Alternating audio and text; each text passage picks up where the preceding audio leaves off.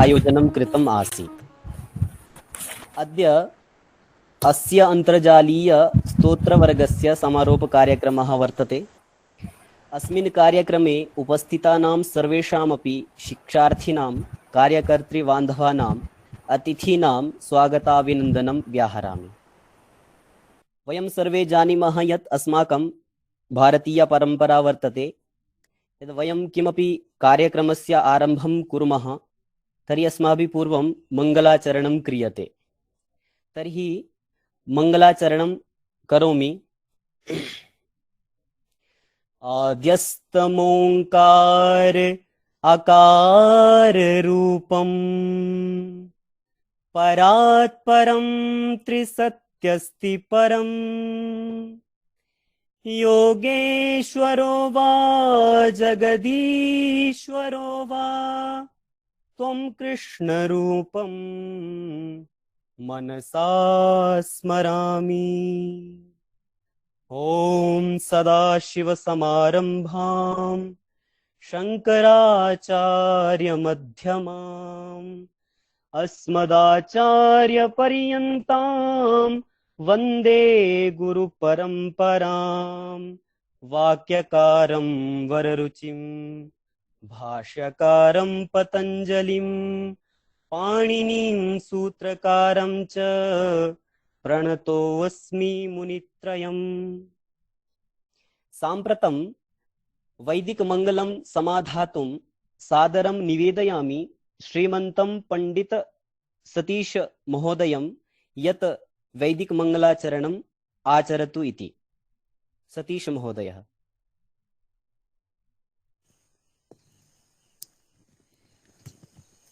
जी सम्यक्। हरिः ओम स्वस्ति न इन्द्रो वृद्धश्रवाः स्वस्ति नः पूषा विश्ववेदाः स्वस्ति नस्तार्क्ष्यो अरिष्टनेमिः स्वस्ति नो बृहस्पतिर्दधातु।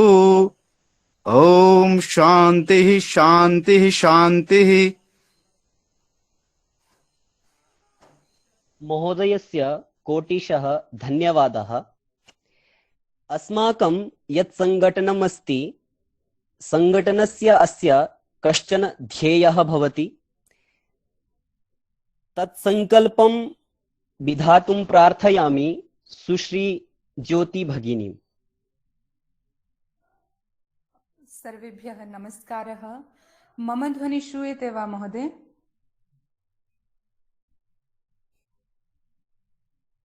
जी श्रूयते। ओम अथ संकल्पः। हाँ, एक क्षणं भगिनी। यदि चलचित्रं शक्यम् अस्ति तर्हि कृपया चलचित्रम् उद्घाट्य वदतु।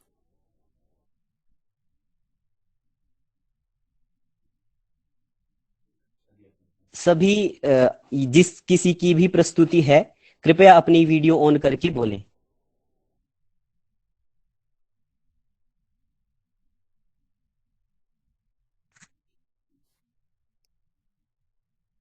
संकल्पः। पठामि संस्कृतं नित्यं वदामि संस्कृतं सदा ध्यायामि संस्कृतं सम्यक् वन्दे संस्कृतमातरम्। संस्कृतस्य प्रसाराय नैजं सर्वं ददाम्यहम्। संस्कृतस्य सदा भक्तो वन्दे संस्कृतमातरम्। संस्कृतस्य कृते जीवन् संस्कृतस्य कृते यजन् आत्मानमाहुतं मन्ये वन्दे संस्कृतमातरम्। वन्दे संस्कृतमातरम्। भगिन्यः कोटिशः धन्यवादः। यदि जिस किसी की भी प्रस्तुति होगी कृपया अपना चलचित्र ऑन करके करेंगे।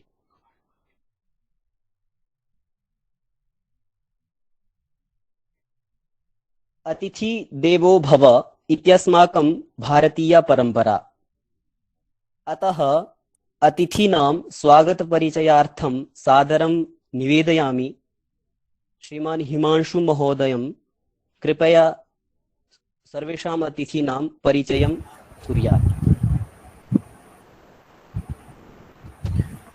योऽन्तः प्रविश्य मम वाचमिमां प्रसुप्तां सञ्जीवयत्यखिलशक्तिधरः स्वधाम्ना अन्याश्च हस्तचरणश्रवणत्वगादीन् प्राणान्नमो भगवते पुरुषाय तुभ्यं प्राणान्नमो भगवते पुरुषाय तुभ्यं। नमो नमः। धन्यवादाः केवल महोदयाः आहूतार्थम्। अतिथि परिचयं कारयामि। महतः हर्षस्य विषयः वर्तते यत् अद्य अस्माकं स्तोत्रवर्गस्य समापनसमारोहः वर्तते।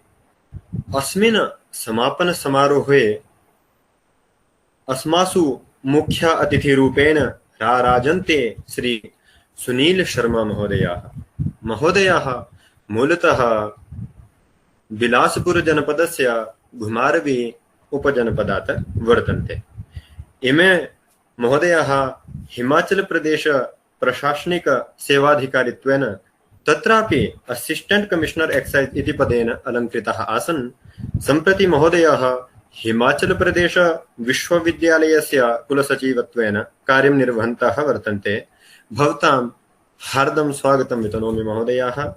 अथ च कार्यक्रमे अस्मिन् मुख्य वक्तृत्वेन विद्यन्ते प्रोफेसर यशवीर सिंह महाभागाः। इमे महोदयाः मूलतः हरियाणा राज्यस्य फरीदाबाद जनपदात् वर्तन्ते। महोदयोऽपि हरियाणा राज्यस्य महर्षि वाल्मीकि संस्कृत विश्वविद्यालयस्य तत्र कैथल स्थाने अयं विश्वविद्यालयः वर्तते। तस्य विश्वविद्यालयस्य कुलसचिवत्वेन महोदयाः पदम् अलङ्कुर्वन्तः वर्तन्ते। महोदयाः भवतामपि हार्दं स्वागतम् अहं करोमि। अथ च कार्यक्रमस्य अस्य अध्यक्षतां निर्वहन्ति अस्मद् गुरुपादाः प्रोफेसर लक्ष्मीनिवासपाण्ड्यवर्याः। इमे महाभागाः मूलतः उत्तरप्रदेशस्य वाराणसी जनपदात् वर्तन्ते। केन्द्रीय संस्कृत विश्वविद्यालयस्य बलाहार परिसरस्य प्राचार्यत्वेन महोदयाः तत्र कार्यं कुर्वन्ति। अथ च संस्कृत भारती हिमाचल प्रदेशस्य प्रान्ता अध्यक्षाः अपि महोदयाः वर्तन्ते। भवताम् अपि हार्दं स्वागतम् अभिनन्दनं च वितनोमि महोदयाः। अस्मिन्नेव क्रमे संस्कृत भारती हिमाचल प्रदेशस्य उपाध्यक्षाः डॉक्टर राजेश महोदयाः श्री चांद किशोर महोदयश्च एतौ अपि स्तः। भवताम् अपि हार्दं स्वागतं करोमि महोदयाः। तत्रैव संस्कृत भारती हिमाचल प्रदेशस्य प्रान्त संघटन मंत्री श्री नरेंद्र कुमार महोदयः अपि वर्तन्ते। महोदयानाम् अपि हार्दं स्वागतं करोमि। अस्मासु संस्कृत भारती हिमाचल प्रदेशस्य प्रांत मंत्री श्री संजीव कुमार महोदयः अपि वर्तन्ते। महोदयानामपि हार्दं स्वागतं करोमि। तत्रैव सहमन्त्री श्री ज्ञानेश्वर महोदयः अपि वर्तन्ते। महोदयानामपि हार्दं स्वागतं करोमि। संस्कृत भारती हिमाचल प्रदेशस्य प्रांत शिक्षण प्रमुखाः डॉक्टर मुकेश महोदयः अपि वर्तन्ते। महोदयानामपि हार्दं स्वागतम् अभिनन्दनं च करोमि।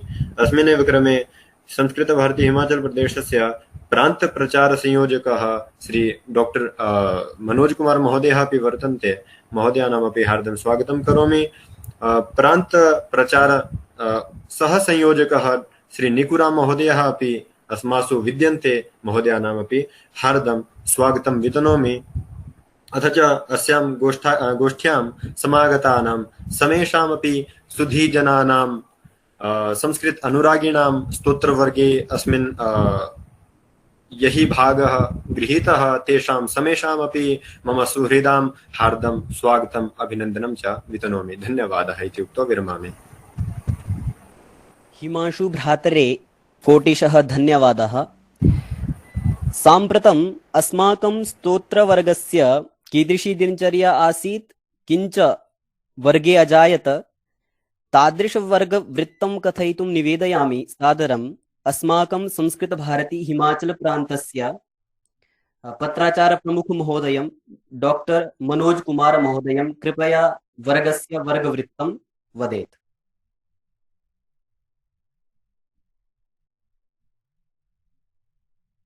सर्वेभ्यः सादरं नमांसि। समाजे संस्कृतं प्रचारयितुं संस्कृतभारत्याः नैके आयामाः सन्ति। तेषु एव एकः आयामः वयं जानीमः, पत्राचारद्वारा संस्कृतं।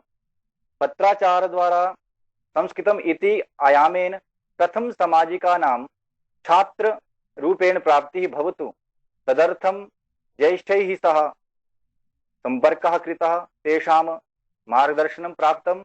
अतः निर्णयः अभवत् यत् वयं स्तोत्रवर्गमाध्यमेन पत्राचार छात्रप्राप्तिं कर्तुं शक्नुमः। समाजे नैके तादृशाः सामाजिकाः भवन्ति ये आध्यात्मिकाः श्रद्धाभावपूरिताः भवन्ति। तेषां स्तोत्रोच्चारणे कदाचित् समस्याः भवन्ति। स्तोत्रस्य गूढतत्त्वं तस्य भावार्थं न जानन्ति।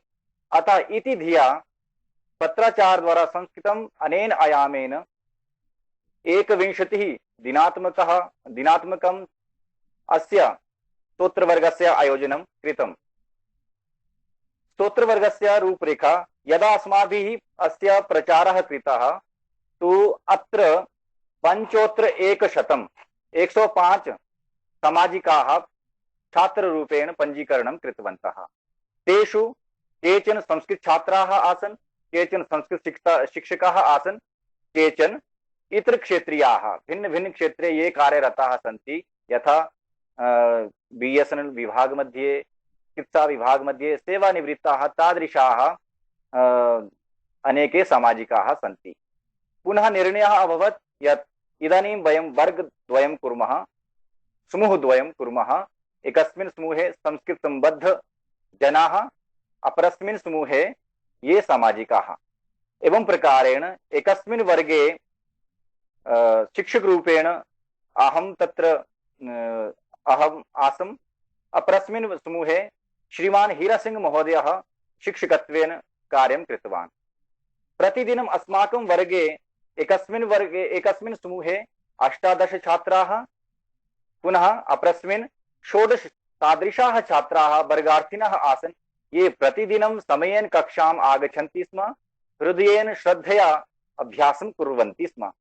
स्तोत्रपाठनस्य या रूपरेखा आसीत्, आदौ शिक्षकः आदर्शवाचनं करोति, तदनन्तरं शिक्षकस्य एकः सहशिक्षकः सहायकरूपेण भवति स्म। यथा मया सह अत्र सुश्री ज्योतिः, बन्नु महोदयः, पुनः पुष्पराज महोदय, एते सहशिक्षकरूपेण मध्ये मध्ये भवन्ति स्म। तो द्वितीय क्रमे आदौ आदर्शवाचनं, द्वितीय क्रमे अनुवाचनं भवति स्म। तृतीय क्रमे एकस्य श्लोकस्य एव तत्र शुद्धतया उच्चारणं, तस्य वाचनं, अर्थज्ञापनं, पुनः भावार्थज्ञापनं भवति स्म।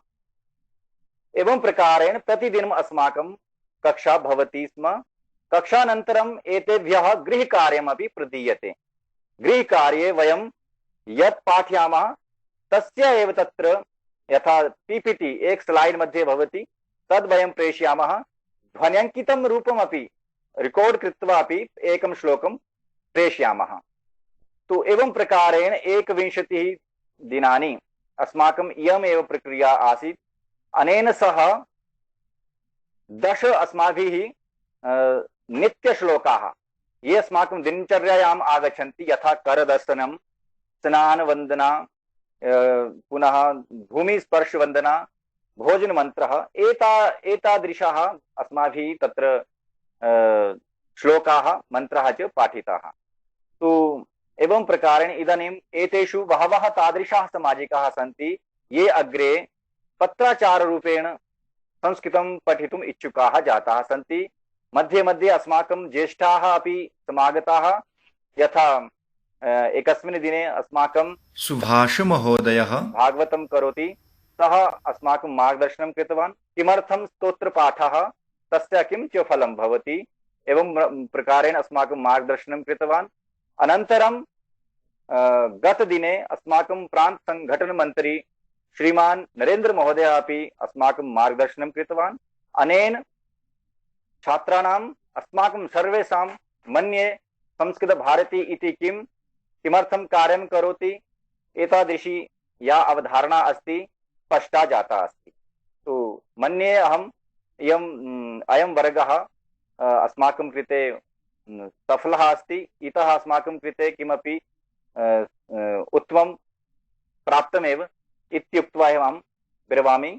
वदतु संस्कृतं, जयतु भारतं। नमो नमः। महोदयाय कोटिशः धन्यवादान् विज्ञापयामि। अत्र अस्मिन् अन्तर्जालीय स्तोत्रवर्गे शिक्षार्थिभिः विभिन्नानां स्तोत्राणां शिक्षणं प्राप्तं विद्यते। तस्य किञ्चित् प्रात्यक्षिकं द्रष्टुं वयमिच्छामः। तर्हि स्तोत्रस्य कृते येषां शिक्षार्थिनां निर्धारणं कृतमस्ति ते कृपया क्रमशः यस्य श्लोकस्य निर्धारणं कृतम् अस्ति, येन वक्तव्यः अस्ति, सः कृपया क्रमशः श्लोकोच्चारणं कुर्यात् स्तोत्रस्य। अथ गणेशस्तोत्रम्। प्रणम्य शिरसा देवम् गौरीपुत्रं विनायकम् भक्तावासं स्मरे नित्यम् आयुकामार्थसिद्धये।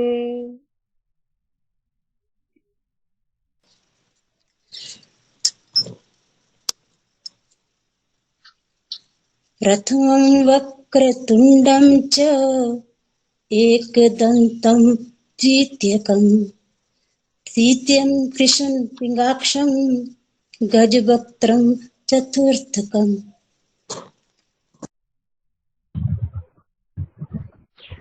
लम्बोदरं पञ्चमं च षष्ठं विकटमेव च सप्तमं विघ्नराजेन्द्रं धूम्रवर्णं तथाष्टमम्।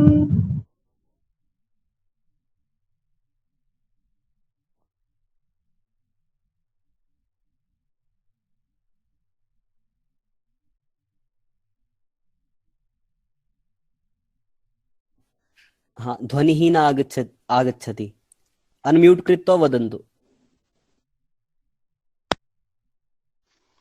नवमं भालचन्द्रं च दशमं तु विनायकम् एकादशं गणपति द्वादशं तु गजाननम्।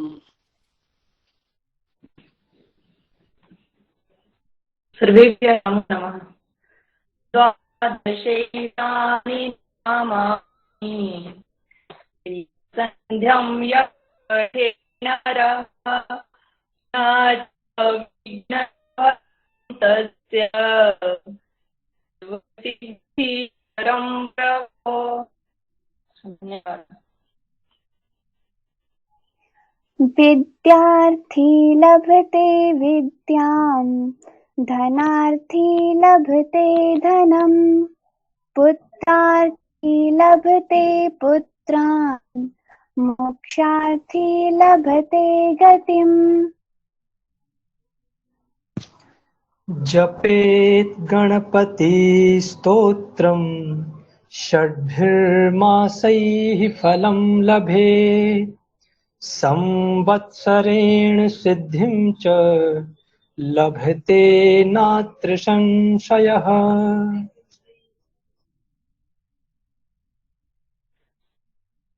अष्टेभ्य ब्राह्मणेभ्यश्च लिखित्वा यः समर्पयेत् तस्य विद्या भवेत् सर्वा गणेशस्य प्रसादतः।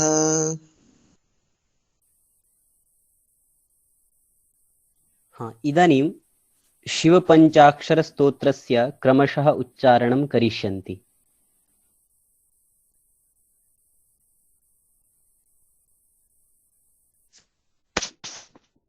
अथ शिवपञ्चाक्षरस्तोत्रम् नागेन्द्रहाराय त्रिलोचनाय भस्माङ्गरागाय महेशाय नित्याय शुद्धाय दिगम्बराय तस्मै नकाराय नमः शिवाय।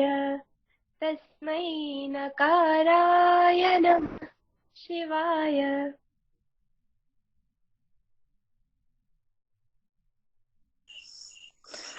मन्दाकिनी सलिलचन्दनचर्चिताय नन्देश्वर प्रमथनाथ महेश्वराय मंदार पुष्प बहुपुष्प सुपूजिताय तस्मै मकाराय नमः शिवाय।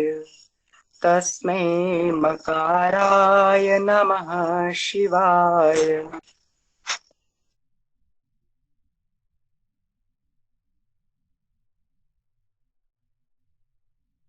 शिवाय गौरी वदनाब्जवृन्द सूर्याय दक्षाध्वरिनाशकाय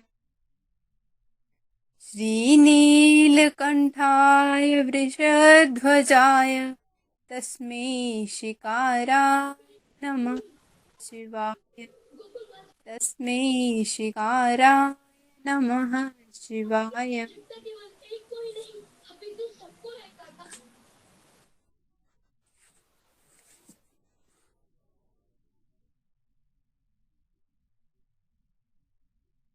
सतीश महोदयः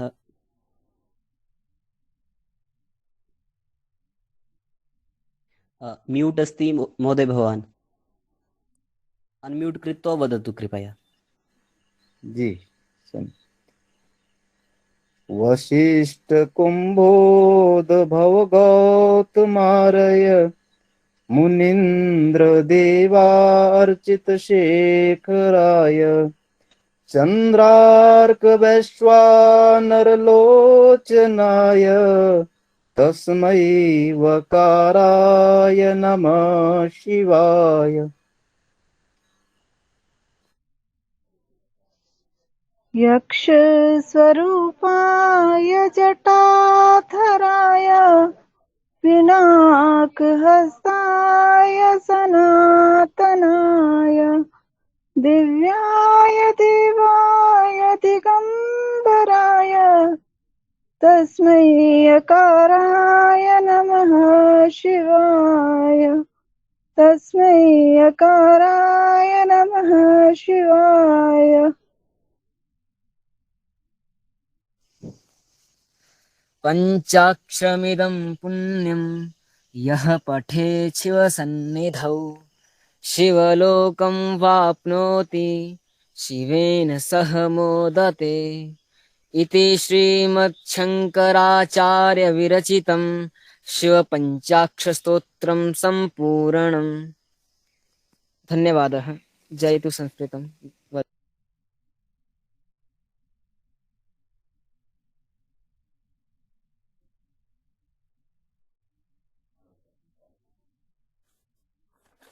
भवतां सर्वेषां धन्यवादं व्याहरामि। भवद्भिः बहु सम्यक्तया स्तोत्राणाम् उच्चारणं कृतम्। अस्मिन् स्तोत्रवर्गे शिक्षार्थिभिः अनुभवाः अपि प्राप्ताः। सर्वेषाम् अनुभवाः अत्र न शक्याः, तथापि केषाञ्चित् अनुभवं वयं श्रोष्यामः। प्रथमं तावत् आह्वयामि श्रीमती ऐश्वर्या भगिनीं, कृपया स्व अनुभवं वदेत्। ऐश्वर्या भगिनी। आदरणीय सभी मुख्य अतिथि महोदय, स्तोत्र वर्ग में हमारे गुरु डॉक्टर मनोज जी एवं सभी वर्गार्थी, सर्वोभ्य नमो नमः। मैं सबसे पहले एक श्लोक कहना चाहूंगी। मूकं करोति वाचालं पंगुं लंघयते गिरिं यत्कृपातमहं वन्दे परमानंददायकम्। जब भगवान की असीम कृपा होती है तो गूंगा जो है वह बोलने लगता है, और आज हम पर भी जो असीम कृपा परमात्मा की बरसी है वो इसी रूप में बरसी है कि संस्कृत भारती हिमाचल प्रदेश के जो महान दार्शनिक थे, जो उनकी सोच थी कि आम लोगों को यह स्तोत्र सिखाए जाए, और उस प्रभु कृपा की वर्षा जब हो रही थी तो उस समय शायद मनोज जी के मन में ये विचार आया और उन्होंने मुझे भी फोन किया। कुछ टाइट शेड्यूल्स भी होते हैं, लेकिन उनके बावजूद मुझे लगा कि मनोज जी, क्योंकि हम पहले भी कुछ इनके साथ जुड़े थे, तो इनका कुछ बहुत अच्छा होगा, जुड़ जाते हैं। सर जुड़े। 3 स्तोत्रों का हमें अध्ययन करवाया गया। हमारी संस्कृत भाषा जो हमारी संस्कृति का बोध करवाती है, उसके साथ जो इन्होंने हमें बांधा, वो इतना बांधा कि हम यूं कहें कि हम संस्कृत के हो लिए हैं, जबकि हमें आती नहीं है संस्कृत, लेकिन हमें जो यह प्रेम हमें भाषा के साथ इन्होंने पढ़ा, इन स्तोत्रों को पढ़ाते पढ़ाते जो आध्यात्मिक भाव से इन्होंने जो अर्थ बताए, हमें जो बोलने का तरीका बताया, जो उच्चारण शैली बताई, हम मंत्र मुग्ध हो गए हैं। इनकी माधुर्य और जो एग्जैक्टनेस, जो प्रोनाउंसिएशन का जो स्टाइल था, वह बहुत ही उत्तम रहा, अति उत्तम रहा। ये नहीं है कि मैं हम हिंदू धर्म से जुड़े हैं, हम भी स्तोत्र बोला करते थे, लेकिन भाव नहीं था। भाव क्यों नहीं था? क्योंकि हमें अर्थ नहीं पता थे, यूं ही बस एक रटा हुआ था और गा लेते थे। अब समझ आया कि इनके अंदर जो माधुर्य और जो भाव है, जो हमें परमात्मा के निकटता का आभास कराता है, वह बहुत ही जरूरी है। मैं तो संस्कृत भारती से ये कहना चाहूंगी कि ये 3 स्तोत्रों का हमें अभ्यास कराया है, और भी अगर स्तोत्रों का अभ्यास हो पाए तो हम बहुत आभारी रहेंगे। और यह जो भाषा का हमें, हमारे अंदर जो प्रेम का एक उद्गार जागा है, मैं मनोज जी से यह एक निवेदन करना चाहूंगी कि पत्राचार द्वारा जो संस्कृत आप का एक उद्देश्य, आप लक्ष्य लेकर चलते हैं। एक बार तो मैंने पात्रता लेकर भी एग्जाम नहीं दिया था, लेकिन अब जब भी कभी आप ये शुरू करें तो मैं जरूर इसका एक हिस्सा बनना चाहूंगी।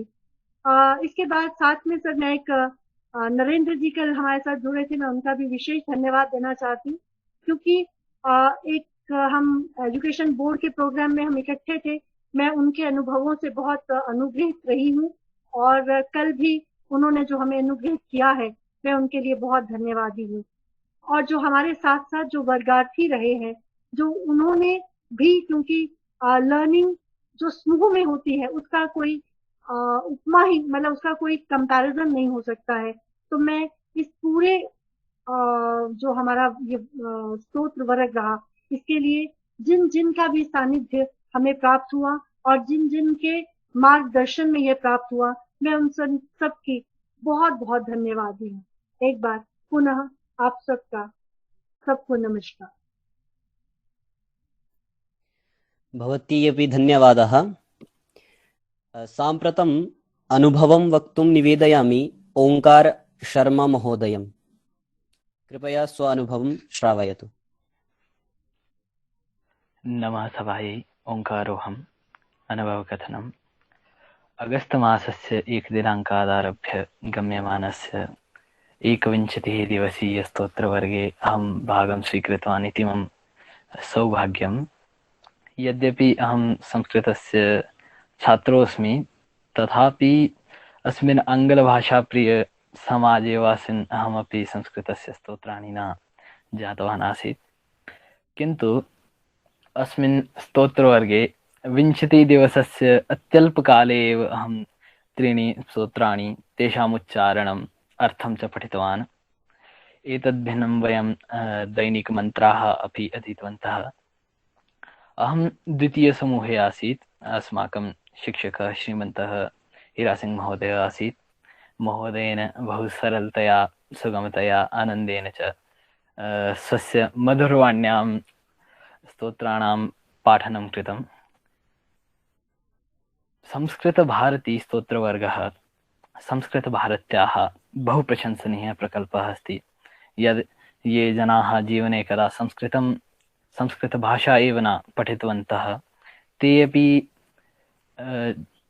अस्मिन् वर्गे संस्कृतस्य स्तोत्रं दैनिकमन्त्राः च पठिष्यन्ति। एतादृशः प्रकल्पः समाजे सन्देशं स्थापयति यत् संस्कृतभाषा केवलं पौरोहित्यस्य संस्कृतछात्राणां संस्कृतशिक्षकाणाम् एव भाषा नास्ति, अपि तु जनसाधारणस्य भाषा अस्ति।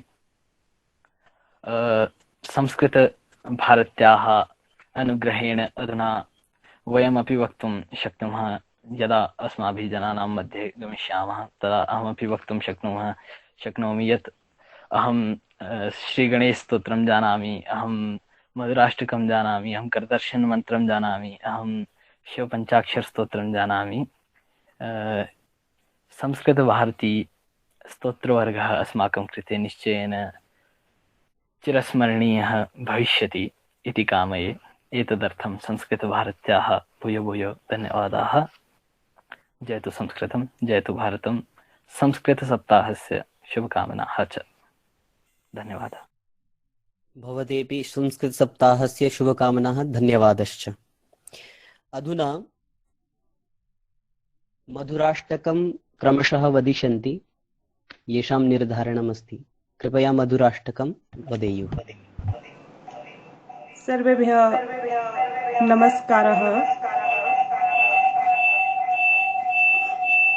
अदरं मधुरं वदनं मधुरं नयनं मधुरं हसितं मधुरं हृदयं मधुरं गमनं मधुरं मधुराधिपतेरखिलं मधुरम्।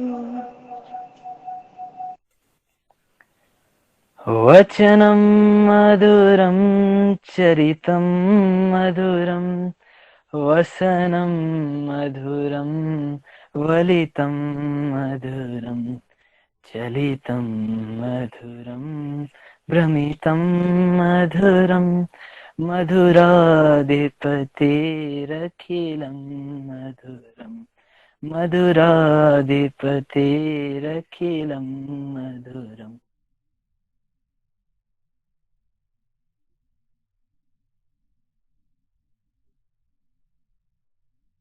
पल्लवी।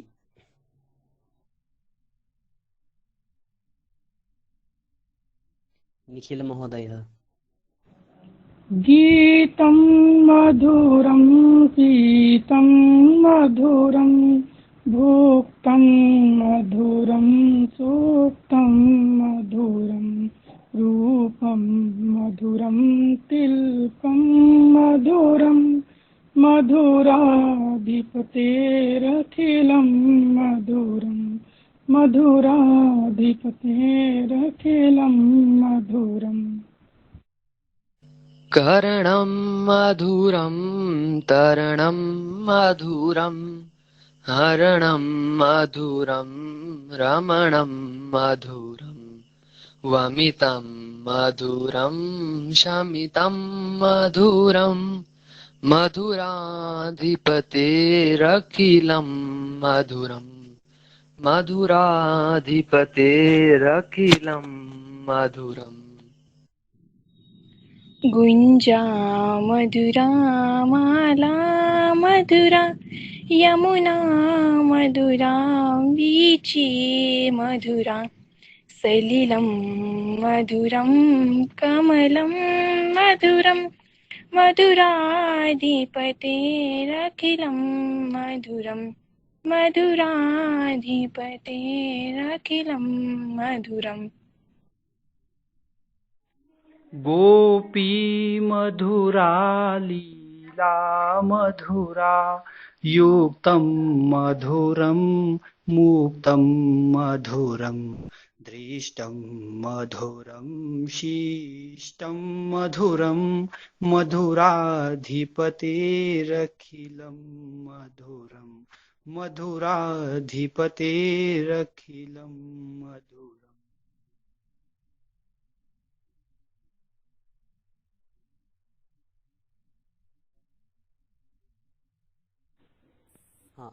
अहल्या गोपा मधुरा गावो मधुरा यष्टिर्मधुरा षष्टिर्मधुरा दलितं मधुरं फलितं मधुरं मधुराधिपतेरखिलं मधुरं मधुराधिपतेरखिलं मधुरम्। धन्यवाद।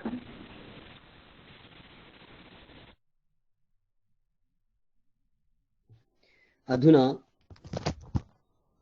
दैनिक मन्त्रान् उच्चारयितुं येषां क्रमः अस्ति कृपया क्रमशः वदेयुः। करदर्शनम्। मोनिका। सर्वेभ्यः नमो नमः। कराग्रे वसते लक्ष्मी करमध्ये सरस्वती करमूले तु गोविन्द प्रभाते करदर्शनम् धन्यवाद।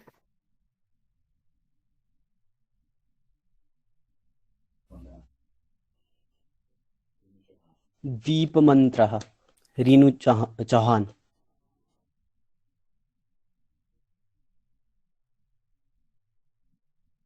सर्वेभ्यो नमो नमः।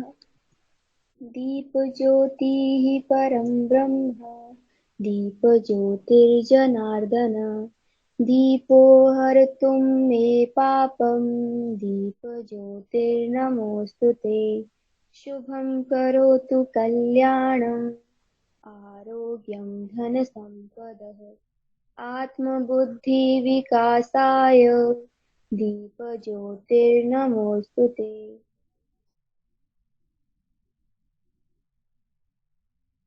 अभिनवः स्नानध्यानम्।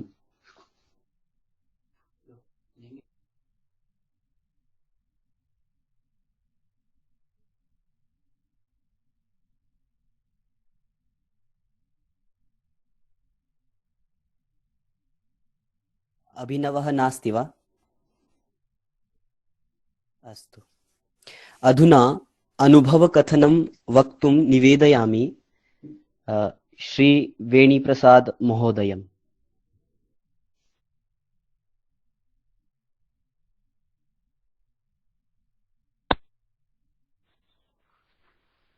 महोदय। मैं सर्वप्रथम संस्कृत भारती हिमाचल प्रदेश के का धन्यवाद करना चाहता हूं। उन्होंने एक स्तोत्र वर्ग का आयोजन किया जिसमें हमें 3 स्तोत्रों का उच्चारण करना सिखाया।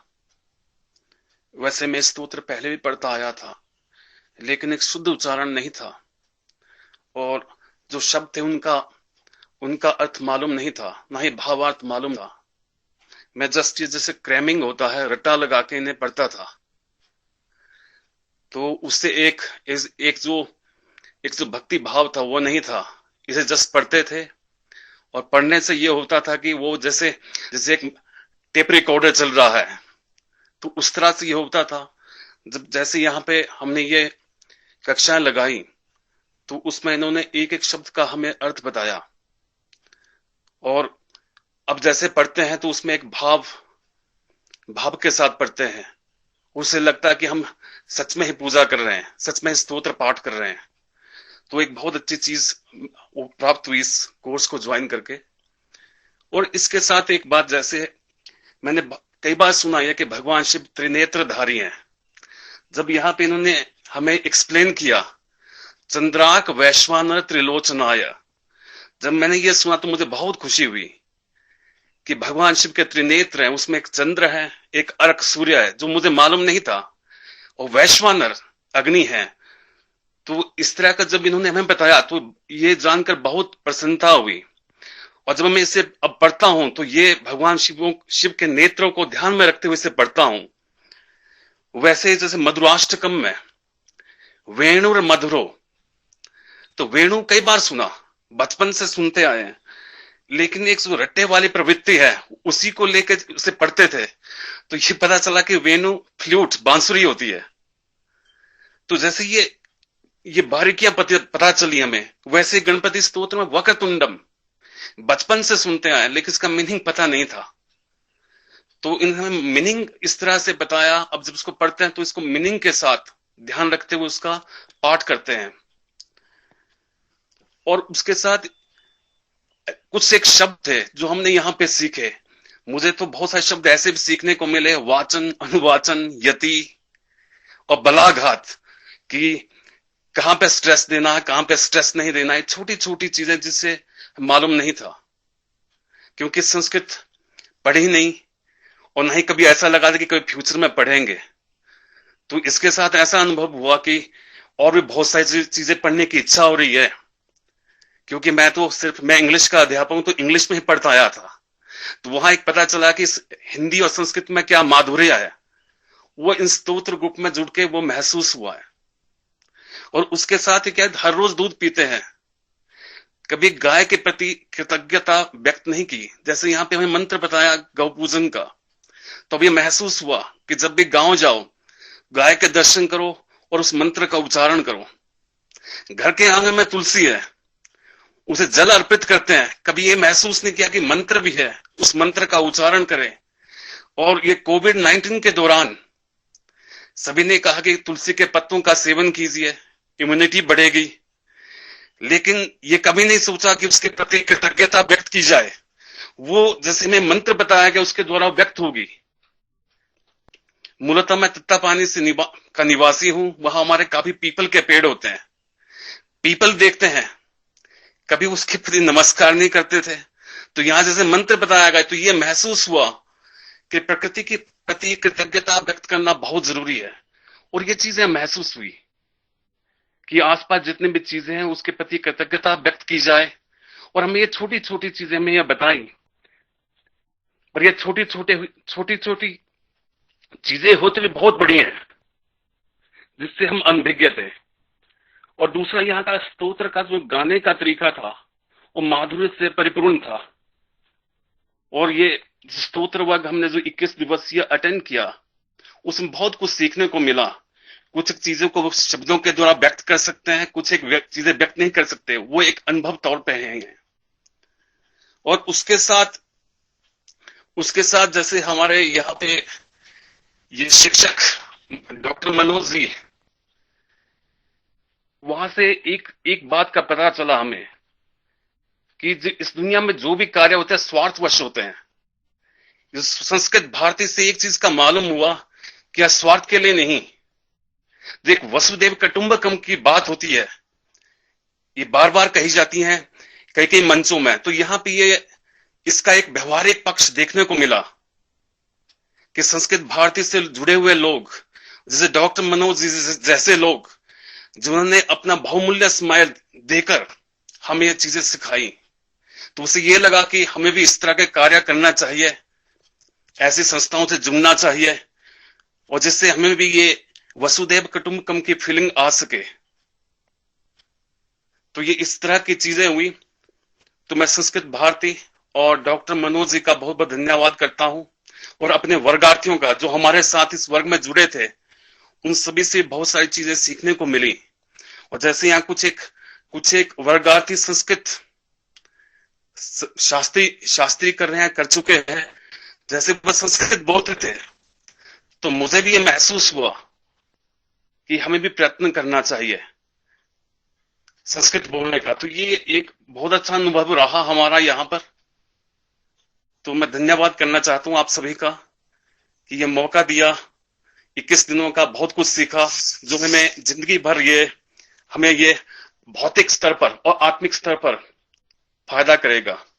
सो बहुत बहुत धन्यवाद आप सभी का, बहुत बहुत धन्यवाद। महोदयः, भवतः बहु उत्तमः अनुभवः आसीत्। भवते कोटिशः धन्यवादः, पुनश्च अग्रिमशुभकामनाः। अधुना निवेदयामि उकेश गुप्ता महोदयं यत् सः स्वस्य अनुभवं वदेत्। उकेश गुप्ता महोदया।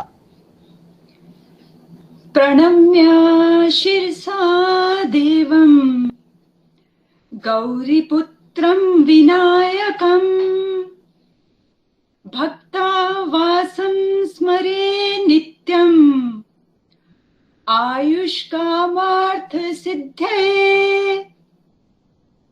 सर्वेभ्यः नमो नमः। संस्कृत भारती हिमाचल प्रदेश के द्वारा आयोजित 21 दिनानि स्तोत्र वर्ग में भाग लेने का और अपने अनुभव को साझा करने का सुअवसर मिला। इसके लिए हमारे वर्ग के आयोजक संचालक हमारे गुरु डॉक्टर मनोज जी का मैं हार्दिक धन्यवाद करती हूँ। वैसे मेरे साथी वर्गार्थी हमारे मनोभावों को काफी हद तक व्यक्त कर चुके हैं। 21 दिनों के इस यात्रा में हमने 3 स्तोत्र वर्ग और 10 मंत्रों को सीखने और आत्मसात करने का जो प्रयास किया,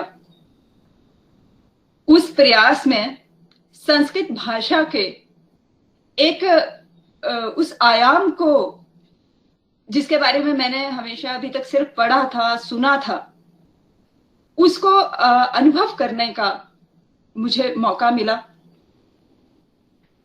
और ये आयाम मैं कहूंगी सही उच्चारण से उत्पन्न होने वाली जो ध्वनि है, उसका हमारे शारीरिक, मानसिक, बौद्धिक और ऊर्जा के स्तर पर जो सुप्रभाव होता है, उसको मैं अनुभव कर पाई।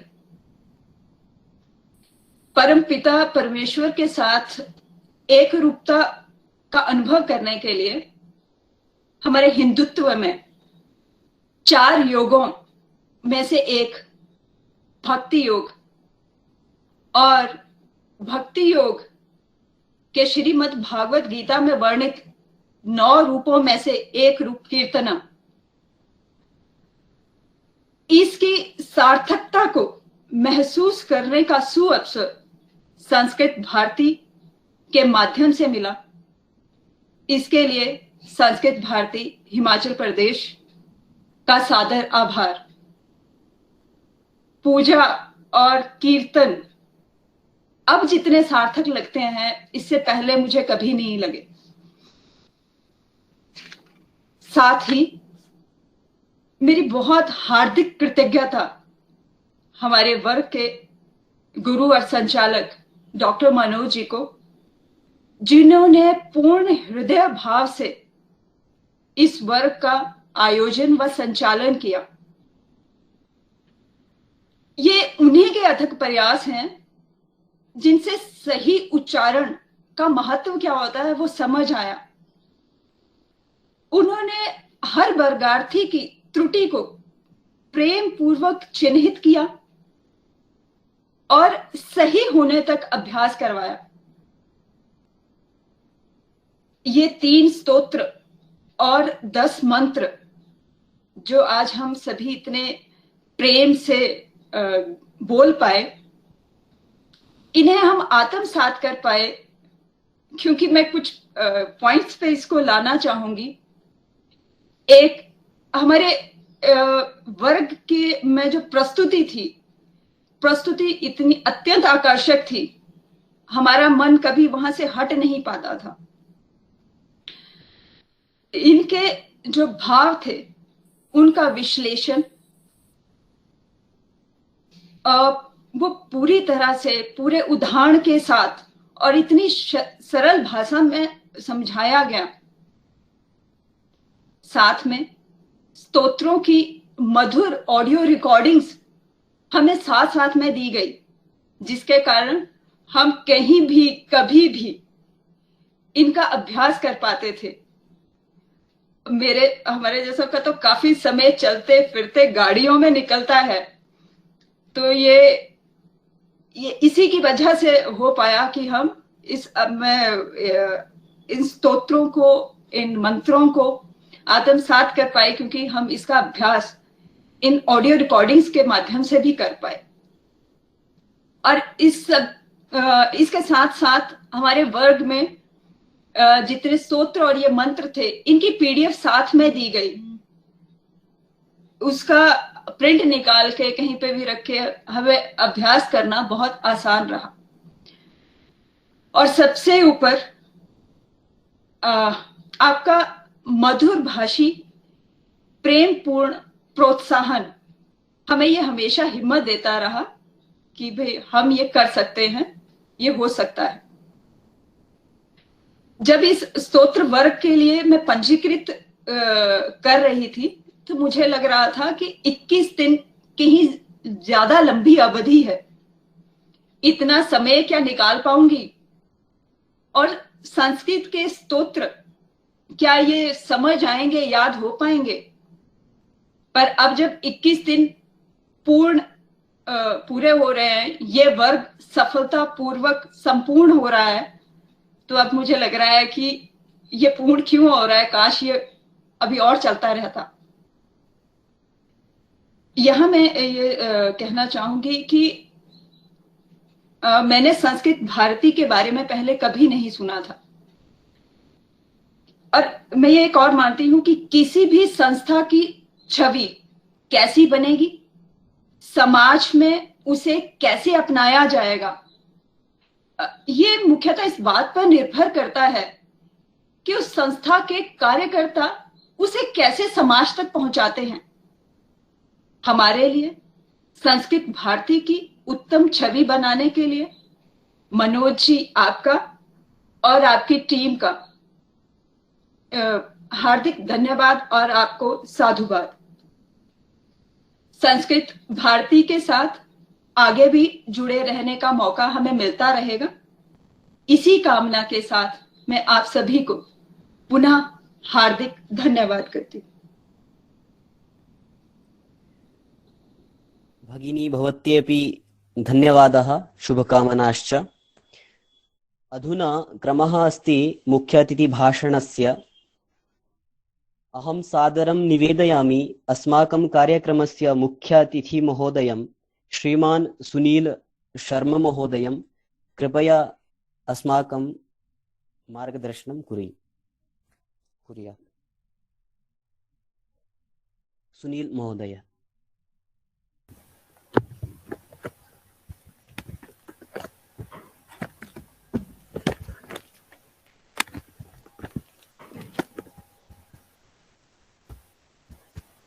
आप सबको मेरा बहुत बहुत सादर प्रणाम।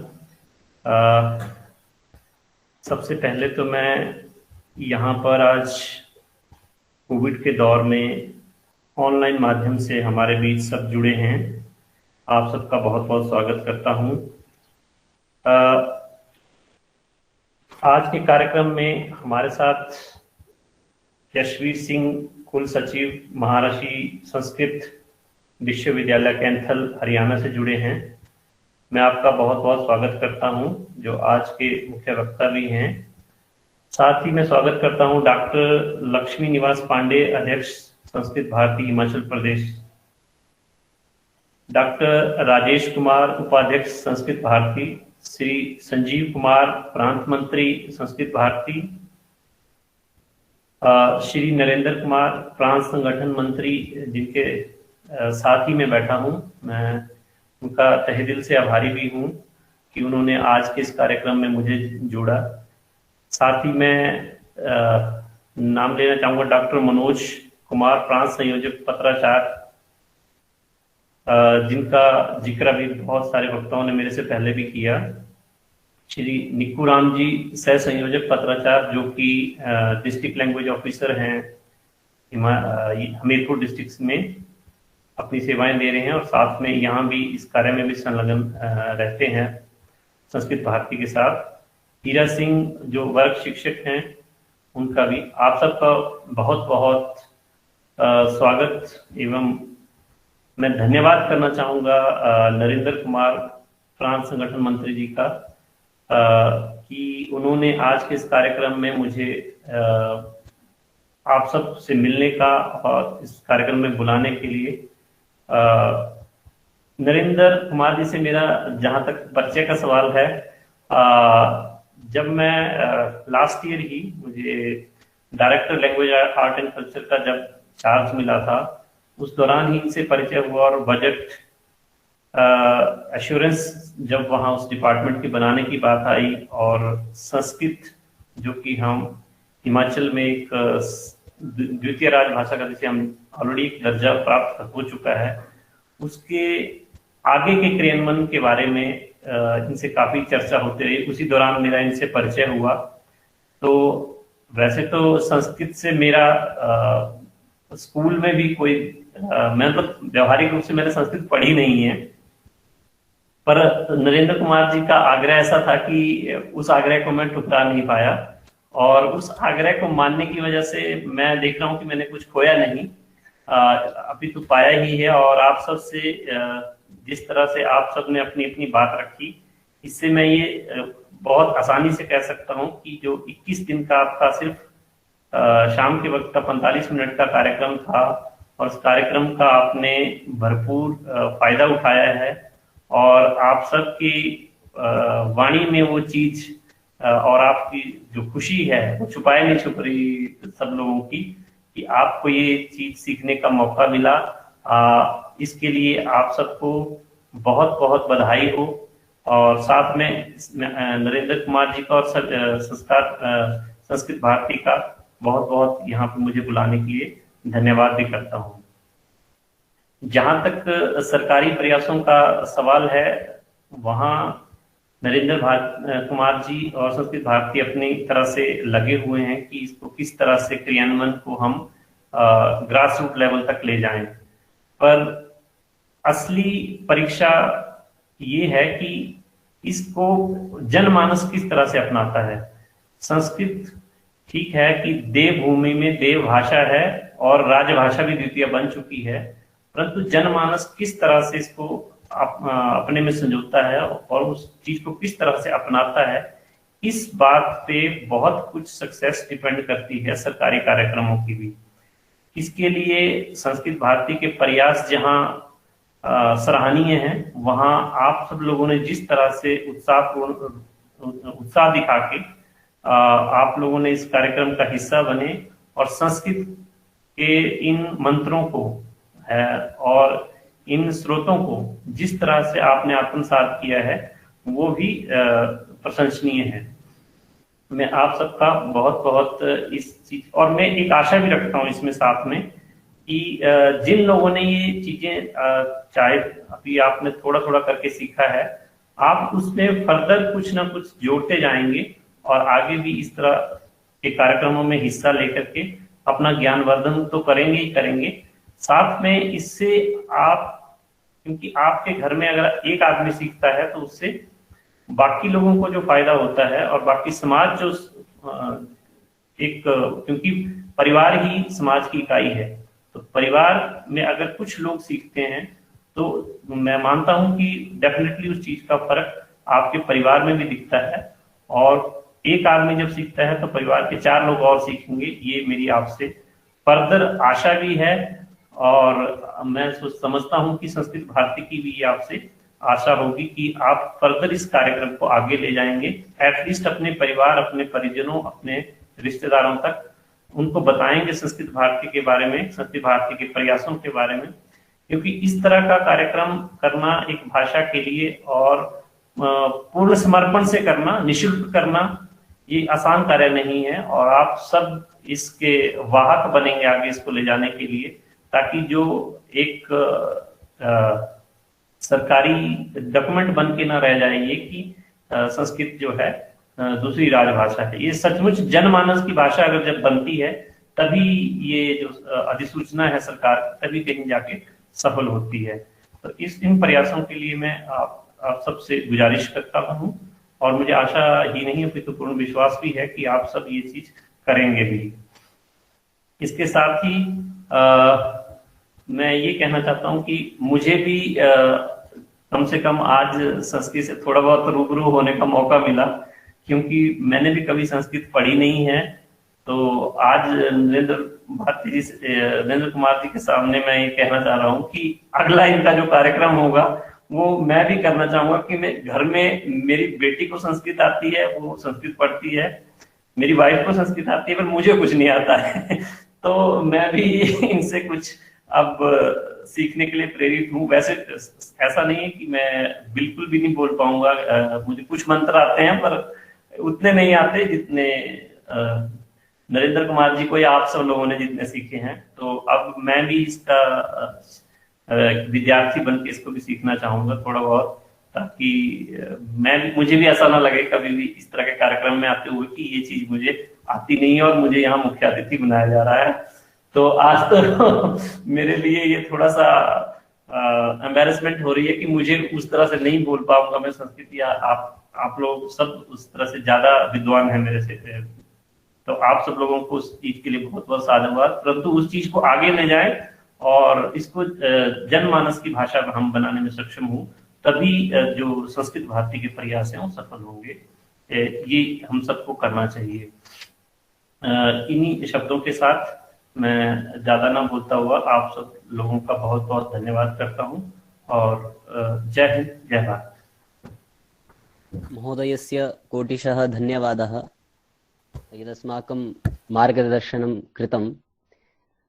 अधुना गीतं गातुं निवेदयामि रेणु चौहान भगिनीम्।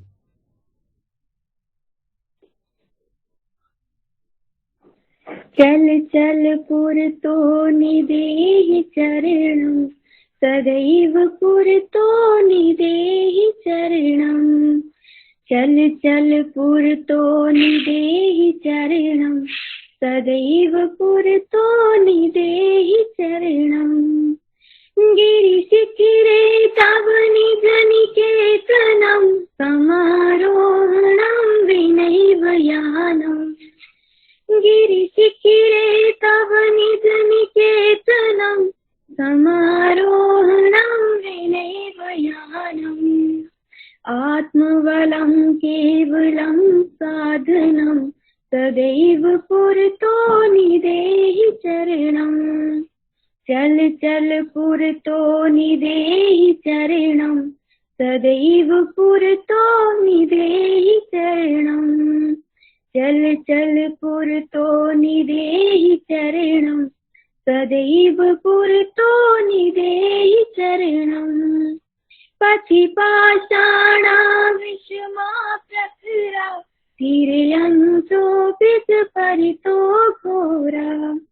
पथि पाषाणा विषमा प्रखरा तिर्यंसोऽपिच परितो घोरा। सुदुष्करं खलु यद्यपि गमनं सदैव पुरतो निदेहि चरणं। चल चल पुरतो निदेहि चरणं सदैव पुरतो निदेहि चरणं। चल चल पुरतो निदेहि चरणं सदैव पुरतो निदेहि चरणं। धन्यवाद। भगिनी धन्यवादः। अस्माकं कार्यक्रमस्य मुख्यवक्तारूपेण विराजमानः अस्ति प्रोफेसर यशवीर सिंह महोदयः, कुलसचिवः वाल्मीकि विश्वविद्यालयः कैथल हरियाणा। महोदयं सादरं प्रार्थयामि यत् अस्माकं मार्गदर्शनं कुर्यात्। ओम मूकं करोति वाचालं पंगुं लंघयति गिरिं यत्कृपातमहं वन्दे परमानन्दम्। ओम सर्वेभ्यो नमो नमः। अद्य पत्राचार वर्गस्य समापन समारोहे ये उपस्थिताः सन्ति अस्माकं अद्य अस्य कार्यक्रमस्य अध्यक्षः माननीय अग्रजा लक्ष्मीनिवास पाण्डे महोदयः, राजेश जी महोदयः अध्यक्षरूपेण कार्यं कुर्वन्ति, तत्र संजीव महोदयः, सुनील शर्मा महोदयः, प्रांत संगठन मंत्री श्री नरेंद्र महोदय, पत्राचार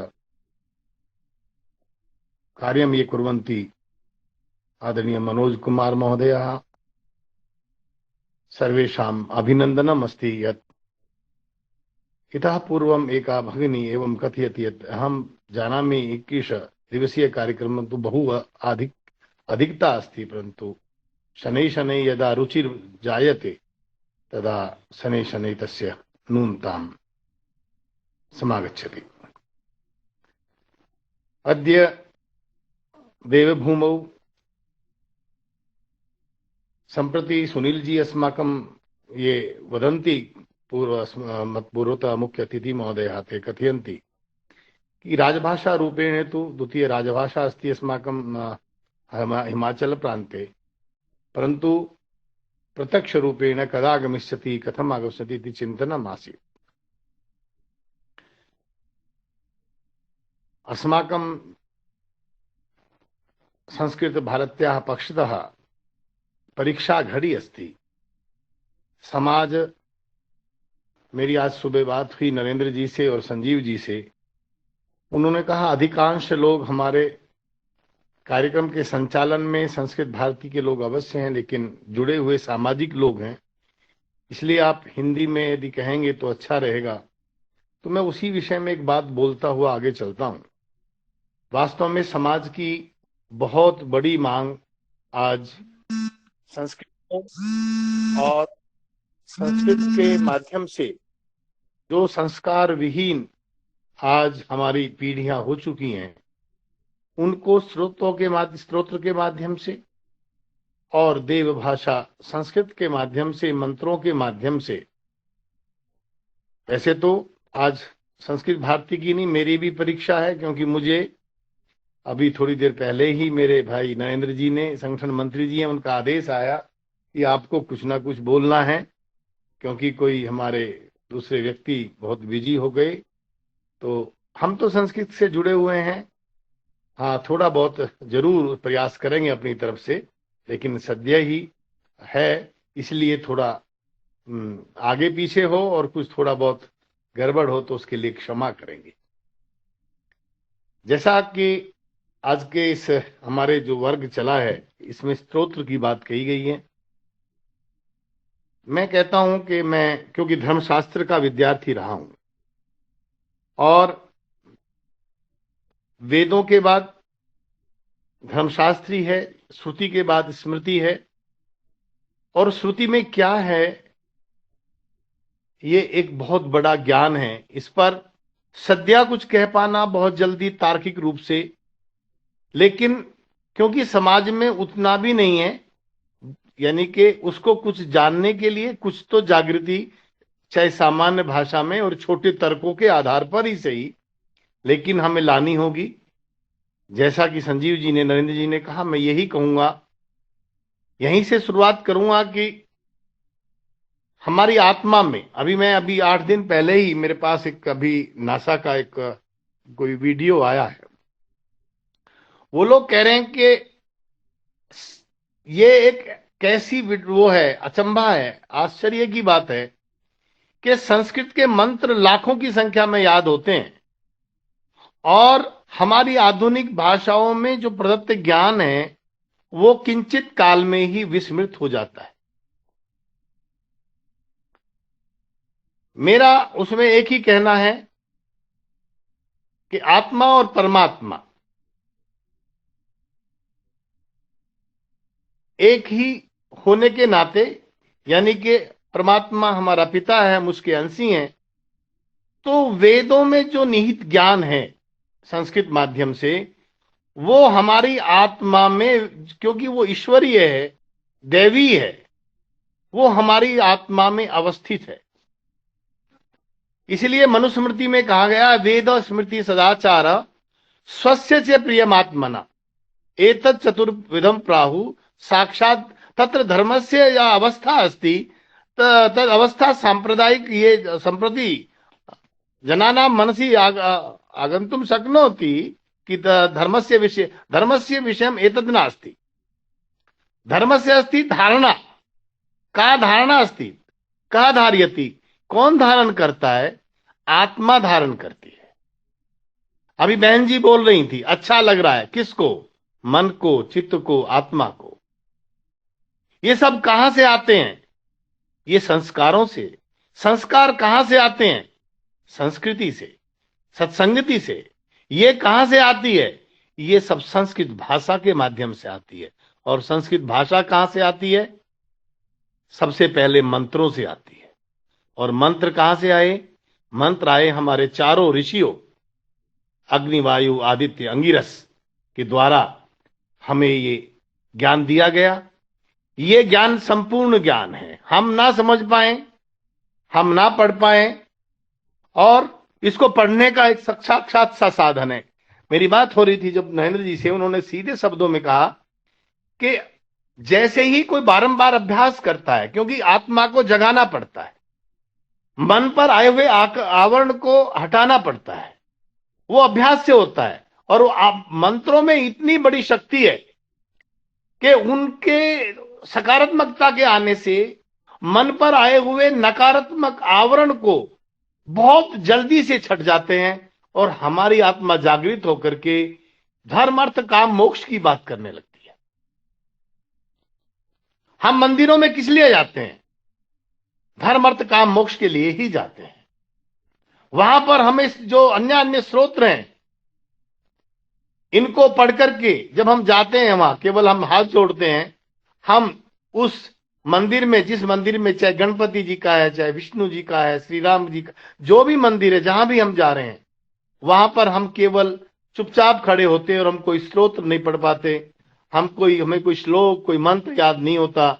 हमें लगता है कि हम अपूर्ण हैं, हम अधूरे हैं, हमें लगता है कि हम कमजोर हैं, क्योंकि तब आत्मा में बल नहीं आता। लेकिन जैसे ही आपके पास याद कोई स्तोत्र, कोई आपको स्मरण होता है, आप उसको पढ़ लेते हैं, तो आपको लगता है कि मेरा यहां आना सार्थक हुआ।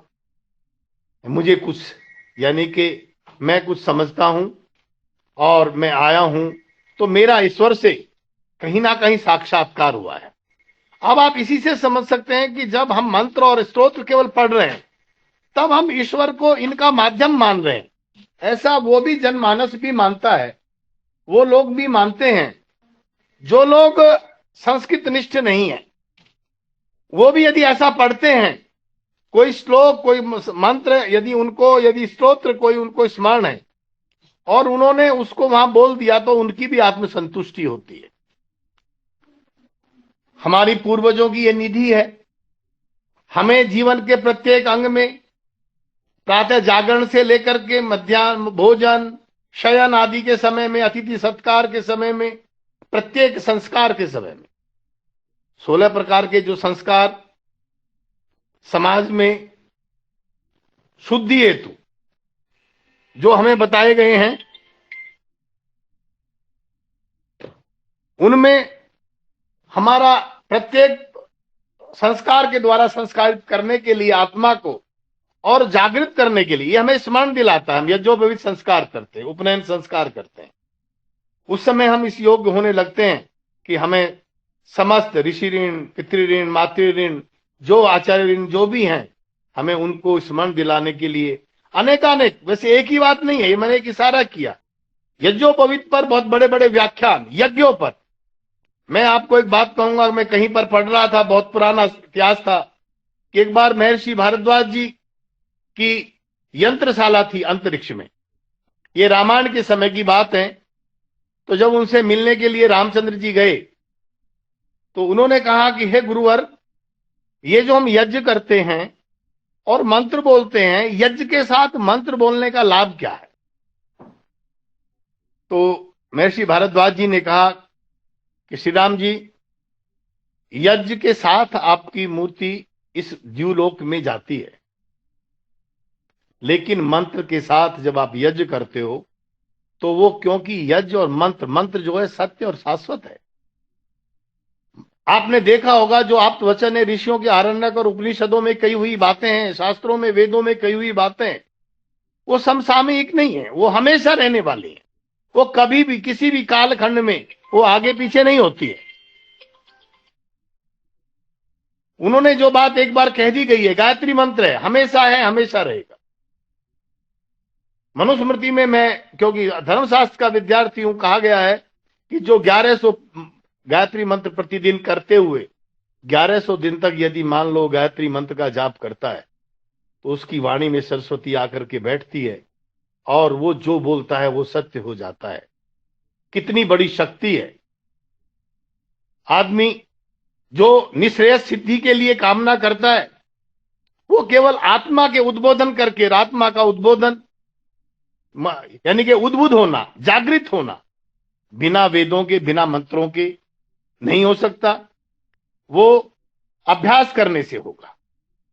जीवन में ये समस्त कार्य जब तक हम संस्कृत भाषा को नहीं सीखेंगे, मैं मानता हूं वास्तव में जो संगठन के कार्य हैं, देवीय कार्य हैं, ईश्वरीय कार्य हैं, और संस्कृत भारती जो संगठन है वो ऐसा देवीय कार्य जो हमारे संस्कारों को जगाने और हमें निश्रेयस की तरफ, सद्व्यवहार की तरफ, सदाचार की तरफ ले जाने में सबसे अग्रणी भूमिका निभा रहा है। मैं उन समस्त संस्कृत भारती संगठन में काम करने वाले और संसार को जागृत करने वाले समस्त सुधीजनों को, बुद्धिजनों को मेरा नमन है।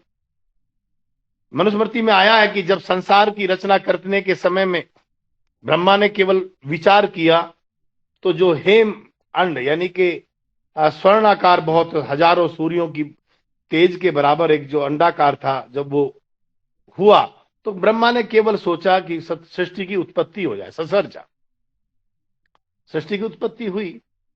तो वहां पर यह भी आया है कि सबसे पहले जो 4 ऋषि हैं उनको उत्पन्न किया गया और सबसे पहले वेदों का ज्ञान दिया गया। आप देखते हैं हमारे वेदों में योग, आयुर्वेद, जिनका कोई साइड इफेक्ट नहीं है, अति सर्वत्र वर्जयेत की बात को जरूर ध्यान रखना चाहिए, या हमें उसकी वास्तविकता के आधार पर ज्ञान लेना चाहिए, स्वतः नहीं।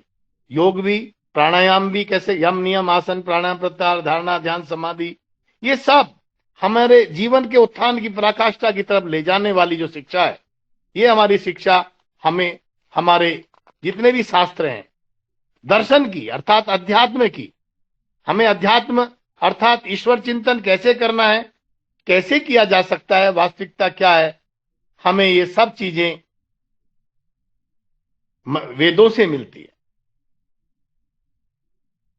जैसे मंत्र के लिए कहा गया, मनन करने से जो त्राण करता है, अर्थात आप यदि कोई मनन कर रहे हैं और उससे हमारी रक्षा करता है, जो और सब चीजें हैं इस अंदर जो, क्योंकि ये जो यथा पिंडे तथा ब्रह्मांडे, जो ये पिंड है शरीर रूपी, इसमें अनंत चीजें हैं, अनंत प्रकार के विचार आते हैं। मंत्र, मैं आपसे एक ही बात कहूंगा, मंत्र सात्विक है, शुद्ध है, अलौकिक है। इस प्रकार की मंत्र की जो शक्ति है वो अनंत है। उससे वाइब्रेशन जो उत्पन्न होती है उससे नकारात्मकता स्वयं समाप्त हो जाती है। मंत्र का आपको ये भी मैं कहूंगा कि जितनी सिद्धि से आप धीरे धीरे मंत्र का जप करेंगे, उसका उच्चारण करेंगे, उसका भार, उसका जो रूप है, उसका आकार, प्रारूप, शक्ति, गुणवत्ता, ये आपके हमारे तप के आधार पर, हमारे मनन और चिंतन के आधार पर आगे बढ़ती है। ऋषि लोग जिस मंत्र का जाप करते हैं, उसका उच्चारण करते हैं, उसमें और सामान्य व्यक्ति में, हमारे जैसे लोगों में बहुत अंतर होता है। इसकी तुलना आप, क्योंकि अभी जो मैं बता रहा था शुरू में, जो गुरुत्वाकर्षण की बात मैंने उसमें नासा में पढ़ी कि जब हम मंत्र बोलते हैं उससे चुंबकीय शक्ति और गुरुत्वाकर्षण पर प्रभाव पड़ता है। ये जो मंत्र हैं ये वास्तव में ईश्वरीय विधान, जो शब्द शक्ति से संसार चल रहा है, इस शब्द शक्ति के माध्यम से संसार को चलाने के लिए वेदों में मंत्रों को ईश्वर ने निहित किया। वेद का एक भी वचन असत्य नहीं है। वेद में बहुत सूत्रात्मक बातें कही गई हैं। सत्य में जयते नान्वितम, एक ही बात कह दी, सत्य की जीत होती है, झूठ की नहीं। कभी आज तक दूसरे आदमी ने यह नहीं कहा होगा। क्षणिक जरूर किसी को लगता होगा, लेकिन मैं अपने जीवन के अनुभव और संसार में और वेदों के शास्त्रों के पठन के अनुभव के आधार पर भी मैंने एक बात कही थी, जो पढ़ा था मैंने, आत्मना तुष्टि रेवच। तो वहां पर मैं आपसे दोबारा वहीं पीछे ले जाता हूं। श्रुति स्मृति सदाचार स्वस्य च प्रियम आत्मा, हमारी आत्मा को क्या प्रिय लगे जो वेदों में कहा गया हो। सबसे पहले श्रुति, फिर स्मृति, जो स्मृति शास्त्रों में सन्निहित हो और सदाचार युक्त हो। यदि वही आत्मा को अच्छा लगता है, आत्मा को वही अच्छा क्यों लगेगा? क्योंकि वे ईश्वर द्वारा वेद में वर्णित और श्रुति और स्मृति परंपरा द्वारा। यहां नासा में जो मैं कह रहा था, मैं पुनः सबको स्मरण इसलिए दिला रहा हूं कि उन्होंने कहा कि एक व्यक्ति है 4 लाख मंत्र याद कर लेता है, स्मरण रखता है, क्योंकि उसका एक पहले से ही, जैसे कहते हैं ना आजकल हम उसमें ले जाते हैं, क्या नाम है, हार्ड डिस्क में अपने सारे कंप्यूटर से, हमारे वैसे ही ब्रह्मरंध्र में हार्ड डिस्क में सारे मंत्र पहले से समाहित है। उसी तरह से उसका स्मरण केवल जागृत करना होता है। उसी प्रकार से मंत्रों का जो दूसरा रूप स्रोत रूप में है, हम जब थोड़ा स्पष्ट रूप में सामान्य जन ईश्वर को चिंतन कर उसका ध्यान करके उसके साक्षात्कार करना चाहते हैं, स्वयं ही ईश्वर सिद्धि की शक्ति जो है उसका पुंज है मंत्र। इसका हमारा जो जीवन है उसके आचरण के विषय में, व्यवहार के विषय में वेदों के अनुसार वही कहा गया है जो आत्मा को अच्छा लगता है।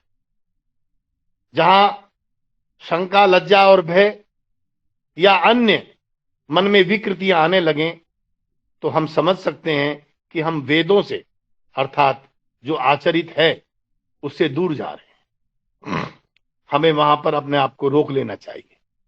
हमें मन और इंद्रियों को नियंत्रण में रखने के लिए जो अष्टांग योग की बात कही गई है, योग साधना के लिए कहा गया है, वो जीवन में अभी आपने देखा कोरोना काल में कि प्रत्येक व्यक्ति आयुर्वेद और योग की तरफ लौटा, क्योंकि जो स्थायी है वेद और मंत्र और स्तोत्र और हमारे संस्कार और हमारी भारतीय संस्कृति, स्थायित्व का भाव जो उसके मन में है उसका प्रचार करती है, उसके विषय में बोलती है, और उन्हीं सब चीजों के माध्यम से हम अपने जो पापों से छुटकारा पाते हैं, क्योंकि हम अच्छा आचरण करेंगे, हम पापिष्ट नहीं होंगे। मंत्र दिव्य शक्तियों का पुंज है। आचरण के समय जब हम उच्चारण करते हैं, किस तरह की तरंगों के माध्यम से हमारे आत्मा, मन और शरीर सब शुद्ध होने लगते हैं। आप जानते ही हैं कि आध्यात्मिक शक्ति को यदि कोई जागृत करना चाहता है, ऋषि मुनियों की तरह तपस्या करना चाहता है, तो वास्तव में उसे मंत्रों का और शास्त्रों का ज्ञान और उनका अभ्यास पुनः पुनः अपनी आत्मा को जागृत करने के लिए, उसको स्फुरित करने के लिए उसको आगे आना पड़ता है। मंत्र के उच्चारण से हमारी जो स्वर ग्रंथियां हैं, केवल एक ऐसी भाषा संस्कृत है जिसके उच्चारण से प्रत्येक ग्रंथि, इतनी वैज्ञानिक भाषा है कि प्रत्येक ग्रंथि उससे खुल जाती है।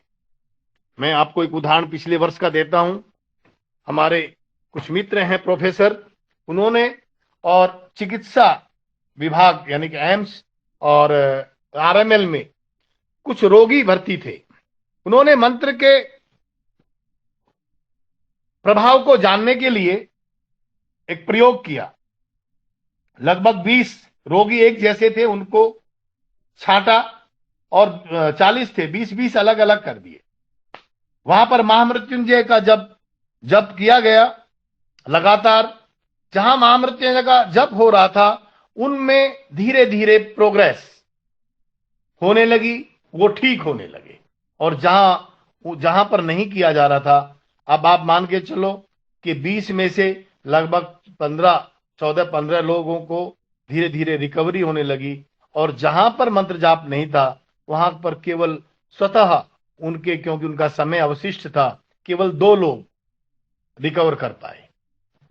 ये बहुत बड़ी शक्ति है, मंत्र शक्ति, स्तोत्र शक्ति, ईश्वर से साक्षात्कार है। आपने देखा होगा श्री रामचंद्र जी के समय में भी महर्षि श्रृंगी महाराज द्वारा पुत्रेष्टि यज्ञ किया जाता है। समाज में आज वृष्टि यज्ञ किए जाते हैं जब वृष्टि नहीं होती है, तो ये सब मंत्रों के द्वारा किया जाता है। क्यों ऐसा क्यों है? समझ सकता है, सामान्य समाज समझ सकता है, लेकिन यही है, युग परिवर्तन या कालखंड या युग प्रभाव के कारण जो आज हम लोगों की ये प्रभावी जो स्थिति है वो नहीं है।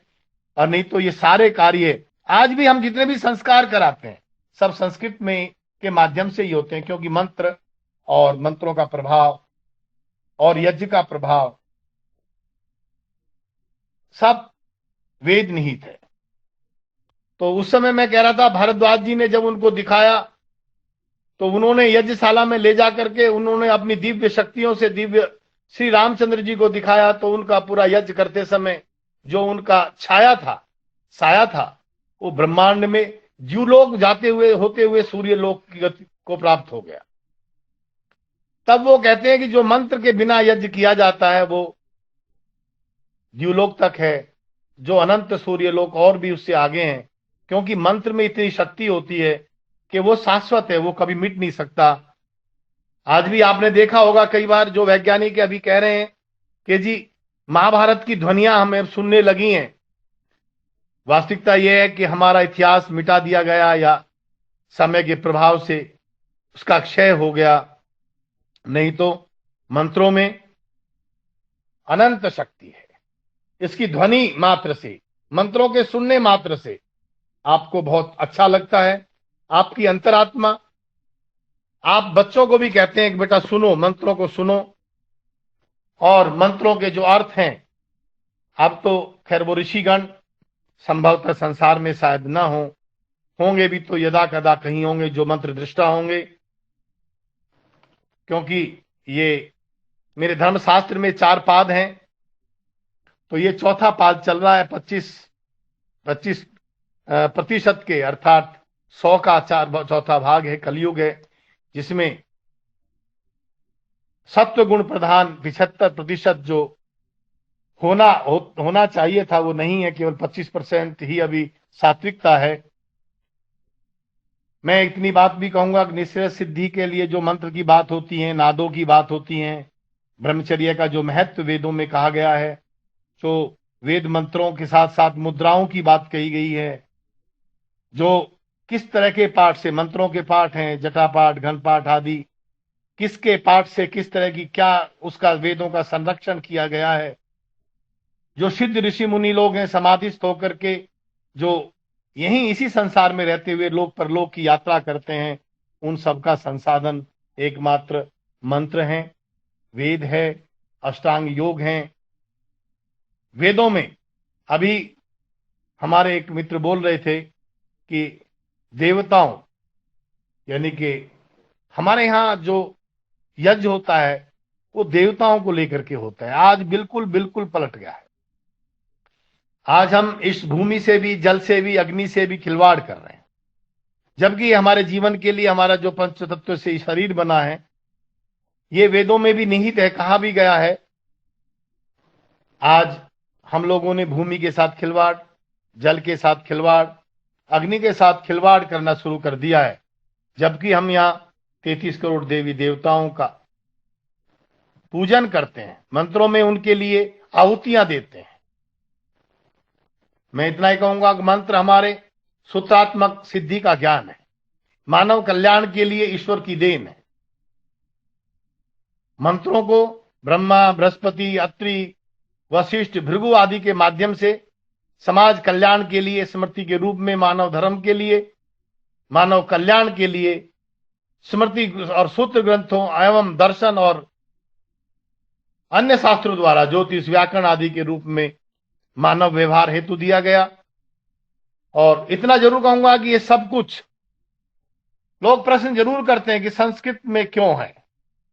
मैंने पहले भी कहा था, संस्कृत ही वो भाषा है जो ईश्वर की देन है। अभी चर्चा हो रही थी स्मरण शक्ति की, मेधा की, बुद्धि की, गायत्री मंत्र की, श्रुति और स्मृति सदाचार की। मैं तो कहूंगा कि समस्त ज्ञान का उद्गम वेद है, मंत्र है। मंत्र की शक्ति का व्याख्यान बहुत ही विस्तृत है। क्योंकि मेरे से बहुत बड़े मेरे अग्रज भाई लक्ष्मी निवास पांडे जी, जो बहुत समय से संस्कृत भारती को देख रहे हैं, मैं उनके सामने ज्यादा तो बोल नहीं सकता, लेकिन अपनी बातें जरूर थोड़ा सा संक्षेप में करता रहूं, वह बोलता हूं कि ये एक वही हमारे वेद हैं जो कृण्वन्तो विश्वमार्यम की भावना की बात करते हैं, वसुधैव कुटुंबकम की बात करते हैं, जो सत्यमेव जयते वेदोखिलो धर्म मूलम की बात करते हैं, जो कहते हैं धर्म एव हतो हंति धर्मो रक्षति रक्षित है। वो धर्म क्या है? धर्म की जो पराकाष्ठा है वो धारणा है। धारणा क्या है? आत्मा, यानी कि शरीर को भी धारण करना। जैसे आंख का धर्म है देखना, आपके कानों का धर्म है श्रवण, नासा का गंध, उसी तरीके से आत्मा का जो धारण करना जो धर्म है वो है ज्ञान, वो है वेद, और वो ईश्वरीय परंपरा द्वारा जो हमें दिया गया है। वहां पर भद्रम कर्णे भी शृणुयाम सर्वे भवन्तु सुखिनः स्वस्ति न इंद्रो, इन भावनाओं के आधार पर वेद ने हमेशा सबके कल्याण की, सबकी बात की है। अभी हमारे मित्र थे, एक बोल रहे थे तुलसी के लिए और नीर के लिए। मैं कहता हूं ये जो नर शब्द पड़ा है तो हमारे उसमें है मनुस्मृति में, आपो नरा वही प्रोक्त नारायणी नारायण इति स्मृता, यानी कि जल से ही नर और नारायण, क्योंकि बिना जल के जीवन नहीं है, जैसा कि आप सुनते हैं।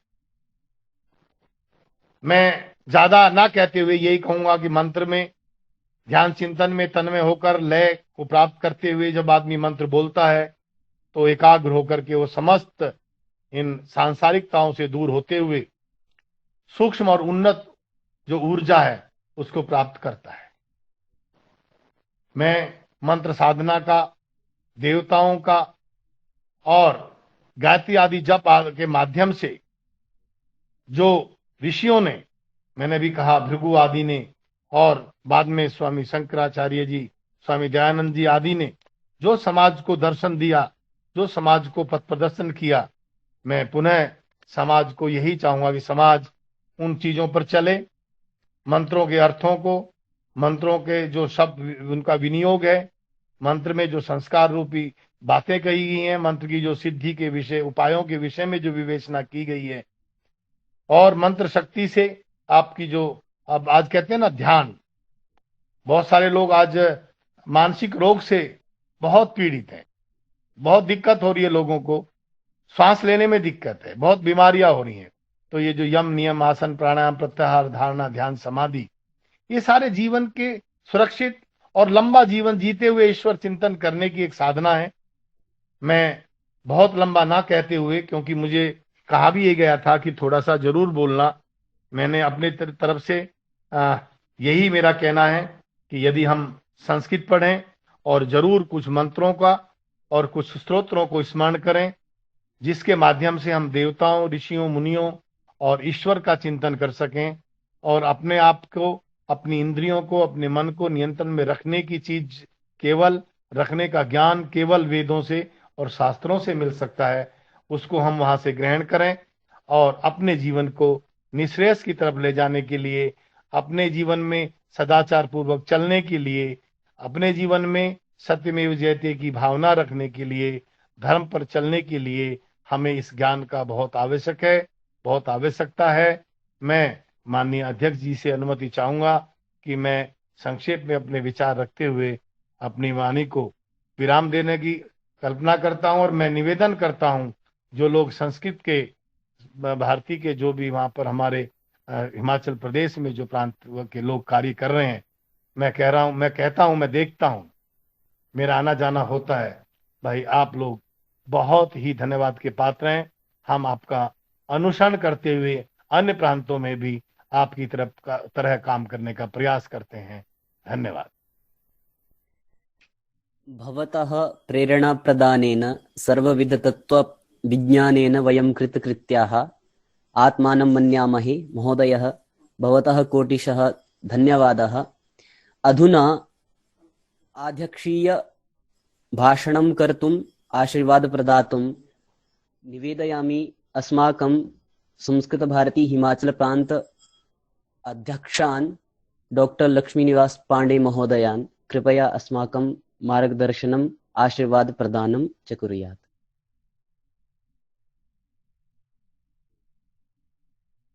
शारदा शारदाम्भोज वदना वदनाम्बुजे सर्वदा सर्वदास्माकं सन्निधिं सन्निधिं क्रियात्। या देवी बोधरूपेण मद्बुद्धिमधितस्तुषि सदा मां प्रेरयति वाचा तया तावेव संस्तु। आज संस्कृत सप्ताह पूरा विश्व मना रहा है। इसके बीच हिमाचल संस्कृत भारती के पत्राचार विभाग द्वारा संचालित 21 दिवसीय स्तोत्र वर्ग का भी समापन हो रहा है। अत्यंत हर्ष का विषय है। और अभी आप लोगों ने मुख्य वक्ता के रूप में यशवीर जी से काफी बातें सुनी। और यशवीर जैसा नाम है उनका, वो यशवीर हैं, सार्थक नामधेय धर्मशास्त्र के विशेषज्ञ हैं। तो उन्होंने काफी बातें वेदों के बारे में, मंत्रों के बारे में और सारी बातें आपको बताई, जिसका अवश्य ही आपसे काफी आपको ज्ञान मिला है। तो यह स्तोत्र वर्ग जो चला, इसके लिए मैं जो भी इसमें प्रतिभागी आए उन सब का अभिनंदन करता हूं कि आप लोगों ने इसमें रुचि दिखाई और स्तोत्रों के बारे में आपने जानकारी प्राप्त की। तो ये बता दूं मैं आप लोगों को कि हमारा संस्कृत साहित्य ज्यादातर पद्य साहित्य रहा है। और पद्य एक ऐसा चीज है, तो पद्य में देखेंगे आप, रामायण हो, महाभारत हो, भगवत गीता हो, सारी चीजें, और यहाँ तक कि कई शास्त्र की भी ग्रंथ जो है पद्यमय है। तो पद्य में एक सौंदर्य होता है, शब्द सौंदर्य होता है, क्योंकि वो छंद के, विभिन्न छंदों के आधार पर बनाए गए होते हैं। तो हर छंद का अपना लय है, तो उसके कारण उसमें एक शब्दों का सौंदर्य आता है। और उस लय के साथ जो हम गाते हैं तो उसमें माधुर्य होता है, और सौंदर्य और माधुर्य के साथ वो आकर्षक भी होता है। तो इसी कारण से हम कोई भी गद्य लेख हो, एक बार पढ़ने के बाद हो सकता है उसको दोबारा न पढ़ें या उसको याद करने का न सोचें। लेकिन पद्य एक ऐसी चीज है कि उसको बार बार हम पढ़ सकते हैं, लय के साथ पढ़ सकते हैं, गाकर पढ़ सकते हैं, आनंद लेकर पढ़ सकते हैं, और उसको याद भी कर लेते हैं, और याद करने के बाद उसको हम बार बार दोहरा भी सकते हैं। तो यह चीज, ये बहुत बड़ी उपलब्धि है संस्कृत साहित्य की। और पद्य में बहुत ही सुंदर ढंग से कोई भी चीज कही भी जा सकती है, और हम उसको याद कर लेते हैं। तो उस छंद के कारण वो शब्द हमको याद आ जाता है, अरे यहाँ ये शब्द छूटा है, यहाँ तीन शब्दों का कोई था, 3 अक्षरों का कोई शब्द रहा है, ये है, तो एक क्रम बन जाता है उससे। तो ये बहुत बड़ा एक उपलब्धि है श्लोकों का, सौंदर्य का। तो इस तरह से आप लोगों ने जो स्तोत्र पढ़े, स्तोत्र है क्या, स्तुति, अभी इसमें कोई प्रतिभागी का नाम भी स्तुति है। तो स्तुति तो भगवान की, किसी के देवताओं की, किसी की स्तुति करना ही स्तोत्र होता है। तो जब हम स्तुति करते हैं, किसी की स्तुति क्यों करते हैं? क्योंकि हम उसको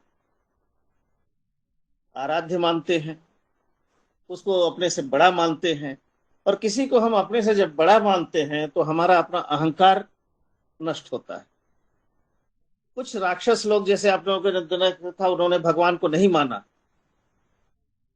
क्योंकि वो अपने को सर्वशक्तिमान समझते रहे। तो उनके अंदर अहंकार होता रहा कि मैं सब कुछ कर सकता हूं, और उनका कैसे नाश हुआ देखा गया। लेकिन जब हम किसी की शरणागति में जाते हैं, भगवान को मानते हैं, किसी को अपने से श्रेष्ठ मानते हैं, तो हमारा वो अहंकार नष्ट होता है। तो इस तरह से स्तोत्रों में जो है एक आस्तिकता आती है, आस्तिक और नास्तिक। आस्तिक जो है भगवान को मानता है वो आस्तिक है, और जो नास्तिक कहता है नास्तिक है। तो आस्तिक कहने से हमारे अंदर एक भक्ति आती है, भक्ति भाव आएगा, और आप लोगों ने इसमें उच्चारण भी देखा, उसका अर्थ भी समझा। तो जैसे जैसे आनंद लेंगे तो उसमें रक्ति आएगी, भगवान के प्रति रक्ति, अनुराग, रक्ति आती है।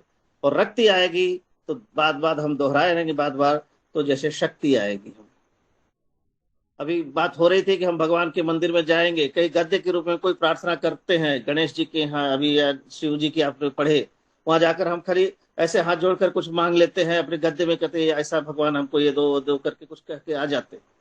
लेकिन वही अगर यही नागेंद्र हारा है, अगर आपको याद है, तो उस मंदिर में जाकर जब आप उसको जो है एक बार उच्चारण करेंगे तो आपको अंदर एक पूर्णता आएगी कि देखो मैंने भगवान की स्तुति सही ढंग से की। तो जो नहीं जानता वो भी अपना प्रार्थना करके आता है, तो ये, लेकिन ये आनंद जो है बहुत ही दुगुणित होता है। तो इस तरह से एक शक्ति आती है। और उसके साथ साथ आपने देखा कि इसमें जो है उच्चारण का ज्ञान हो जाता है आपको, भाषा और व्याकरण भी इसमें आ जाती है।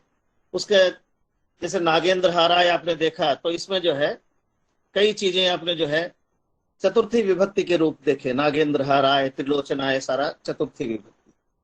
मधुराष्टकम आपने पढ़ा, उसमें देखे विशेषण विशेषिका है, मधुरम कहाँ कहते हैं, मधुरा कहाँ कहते हैं, मधुरः कहाँ कहते हैं। अधरम मधुरम नयनम मधुरम बोला, लेकिन गुंजा मधुरा, माला मधुरा कह दिया, स्त्रीलिंग हो गया, इसलिए वहां मधुरा आ गया। वेणु मधुरा, रेणु मधुरा, जहां पुल्लिंग आ गया तो मधुरः आ गया, स्त्रीलिंग में मधुरा आ गया, और नपुंसक लिंग में मधुरम आ गया। तो सरल ढंग से, आकर्षक ढंग से, मनोरंजक ढंग से इसको अर्थ भी आप जान रहे हैं, इसके साथ इसके व्याकरण। तो इस छोटे से स्तोत्र के द्वारा हम संस्कृत को सीखने का एक हमारे अंदर जो है प्रयास होता है, और आगे भी हम इसको बढ़ सकते हैं। और रही बात, तो सबसे पहले गणेश की स्तुति आपने किया, तो गणेश विघ्नेश्वर हैं। सारे ही कामों के सबसे पहले गणेश को हम याद करते हैं। वक्रतुंड महाकाय सूर्यकोटि समप्रभ निर्विघ्नं कुरु मे देव सर्व कार्येषु सर्वदा, सभी कार्यों में हमारा निर्विघ्न करो। ये विघ्नेश्वर माने जाते हैं, विघ्नों को दूर करने वाले। तो सबसे पहला जो आपने स्तोत्र गणेश का स्तोत्र हुआ, और शिव का ये पूरा क्षेत्र है ही, शिव के बारे में कहा आपने। और मधुराष्टकम में जहाँ कृष्ण के बारे में, विष्णु के बारे में, तो विष्णु और शिव ये दोनों ही जो है जगत के पिता है, पालक है। तो ये आपने देखा। और आस्तिकता इसमें आती है, तो आस्तिक भाव से हम मंदिरों में जाते हैं। अब ये भगवान है कि नहीं, आप लोगों ने देखा कि नहीं, अगर मुझसे पूछे मैंने देखा तो मैं भी शायद नहीं देखा हूं, तो मैं हो सकता है गारंटी के साथ मैं भी न कह पाऊं कि भगवान वस्तुतः है कि नहीं। लेकिन अब शक्ति के बारे में अभी आपको बता दिया कि किस तरह से जो है महामृत्युंजय का जहां प्रयोग हुआ वहां कैसे शक्ति दिखाई दी। एक आस्तिकता के लिए सकारात्मक ऊर्जा आती है, एक मनोवैज्ञानिक शक्ति हमारे अंदर आती है। तो भगवान एक आस्था है, एक विश्वास है। सामने कोई है कि नहीं मूर्ति, ये नहीं, उस मूर्ति को देखकर हम अपने आप में विश्वास करते हैं कि यही हमारा भगवान है। एक छोटी सी किंवदंती, एक कहानी बताता हूं आपको, छोटी सी बहुत। तो इसी तरह से उदयनाचार्य एक न्यायिक विद्वान थे, जो ईश्वर सिद्धि, न्याय में ईश्वर की बातें होती हैं, तो ईश्वर ऐसे हैं वैसे हैं, वो सिद्ध करते जा रहे हैं। और उनके सामने एक बौद्ध विद्वान थे, वो नकारते गए, क्योंकि बौद्ध लोग नहीं मानते भगवान को।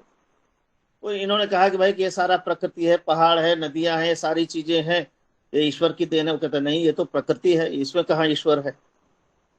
फिर वो कहता है कि ऐसे बड़े बड़े जो काम आते हैं वो सब करते हैं, ईश्वर के नहीं, वो अपने आप होता है। तो हर चीज का वो अपना खंडन करते गए। फिर अंत में कहा कि भाई आप ईश्वर नहीं है करके जो बोल रहे हो, ईश्वर का उच्चारण कर रहे हो, तो कहीं तो है ईश्वर, तभी तो ईश्वर उसका नाम पड़ा। आपके सामने नहीं है लेकिन कहीं है, आपने नहीं देखा इसलिए आपने उसको नहीं कर रहे हैं, तो नहीं माना। तो अंत में उसको गुस्सा आया उदयनाचार्य जी को। एक बहुत बड़ा लंबा सा ताड़ का पेड़ था, तो कहा ऐसा करते हैं, अभी प्रत्यक्ष हो जाएगा। ये ताड़ का पेड़ है, इसके ऊपर चढ़कर मैं कूदता हूं, ईश्वरः अस्ति, ईश्वर है, भगवान है करके मैं कूदूंगा, और तुम कूदना भगवान नहीं है करके।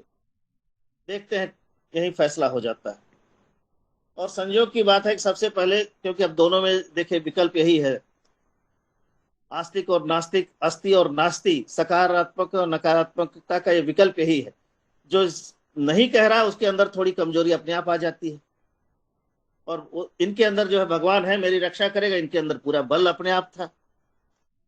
तो सबसे पहले यही कूदने चले गए, ऊपर गए, भगवान है हाथ जोड़ते हुए नीचे कूदे और सुरक्षित हुए, कुछ इनको नहीं हुआ। अब जब दूसरा नंबर अगले का आएगा तो आप लोग एक बार मन में सोच लीजिए क्या उसके अंदर विचार हो सकता है, क्योंकि दो ही तो विकल्प है। इतने बड़े पेड़ से अगर कोई गिर रहा है नीचे, या तो जिंदा रहेगा या मर जाएगा। ये पहले जो कूदा ये तो जिंदा रहा है, अब दूसरा विकल्प क्या पता मेरे लिए हो। इतना सोचते ही उसके अंदर आधी शक्ति गई और ऊपर से गया, कूदा, वो भगवान नहीं है करके और मर गया। कुछ ऐसा संजोग रहा को मर गया।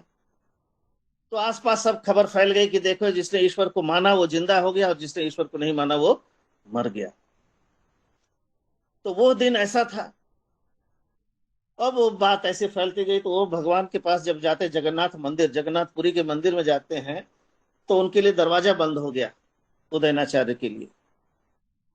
कहते हैं कि जो है कि अब तुमको ब्रह्म हत्या लग गई, तुम्हारे कारण एक ब्राह्मण का जो है हत्या हो गई है, इसलिए ब्रह्म हत्या के पापी हो, तुम्हारे लिए मंदिर का दरवाजा बंद है। तो वो उदयनाचार्य भगवान को चैलेंज करता है, जिसको हम भगवान मानते हैं।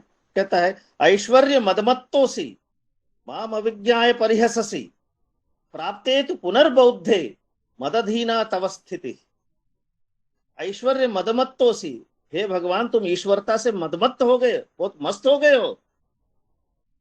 माम अविज्ञाय परिहससि, मुझे नहीं पहचान रहे हो और मेरा परिहास कर रहे हो, मेरे लिए दरवाजा बंद करवा रहे हो। प्राप्ते तो पुनर्बौद्धे, फिर से कोई बौद्ध आएगा, फिर से कोई नास्तिक आएगा। बौद्ध मतलब कोई नास्तिक, फिर से नास्तिक अगर आ गया तो तुम कहाँ हो? फिर तुम्हारी स्थिति तो मेरे अधीन है, मैंने हाँ कहा इसलिए तुम हो। अगर मैं भी ना कह दूं, उस बौद्ध की तरफ मैं भी ना कह दूं, मेरे जैसे और भी सब ना कह दें। आज का डेट है, आज 21 तारीख है, 21 अगस्त। आज रात को हम सब इकट्ठा होकर निर्णय कर लें कि आज के बाद भगवान नहीं है, हम भगवान को नहीं मानते। अगर सब लोग कह दें, सब नास्तिक हो गए, फिर भगवान कहाँ? कल सुबह से भगवान कहीं नहीं दिखेंगे। लेकिन ऐसा दिन आया नहीं, ऐसा दिन आया नहीं। कई लोग उदयनाचार्य के जैसे अभी भी आस्तिक रहे, उसके बाद लगातार होते गए, नास्तिक भी होते गए, आस्तिक भी होते गए, तो संख्या कम नहीं हुई। इसलिए आज भी भगवान दिखते हैं। तो उनके लिए फिर दरवाजा खुला, कहते तब दर्शन हुआ। तो भगवान हमने बनाई है, अपनी आस्था बनाई है। इसलिए गीता में भी कहता है कि जो है कि भक्ता नाम हृदय तिष्ठति जनार्दन। जनार्दन, ये भगवान कहाँ रहते हैं? भक्तों के हृदय में रहते हैं, मंदिर में नहीं, ये उसमें नहीं, इसमें नहीं, ये पहाड़ों में। ये तो हमने एक मना रखा है कि वहां जाने के लिए हमने कुछ स्थान बना रखा है, नहीं तो कहीं जाने की जरूरत नहीं। वो हमारे अंदर, हमारे हृदय में है। जिस दिन हम हृदय में उसको हटा देंगे, हमारे विश्वास से हटा देंगे, हमारे आस्था से हटा देंगे, उस दिन भगवान खत्म। तो हमने अपने हृदय में धारण कर लिया है भगवान को।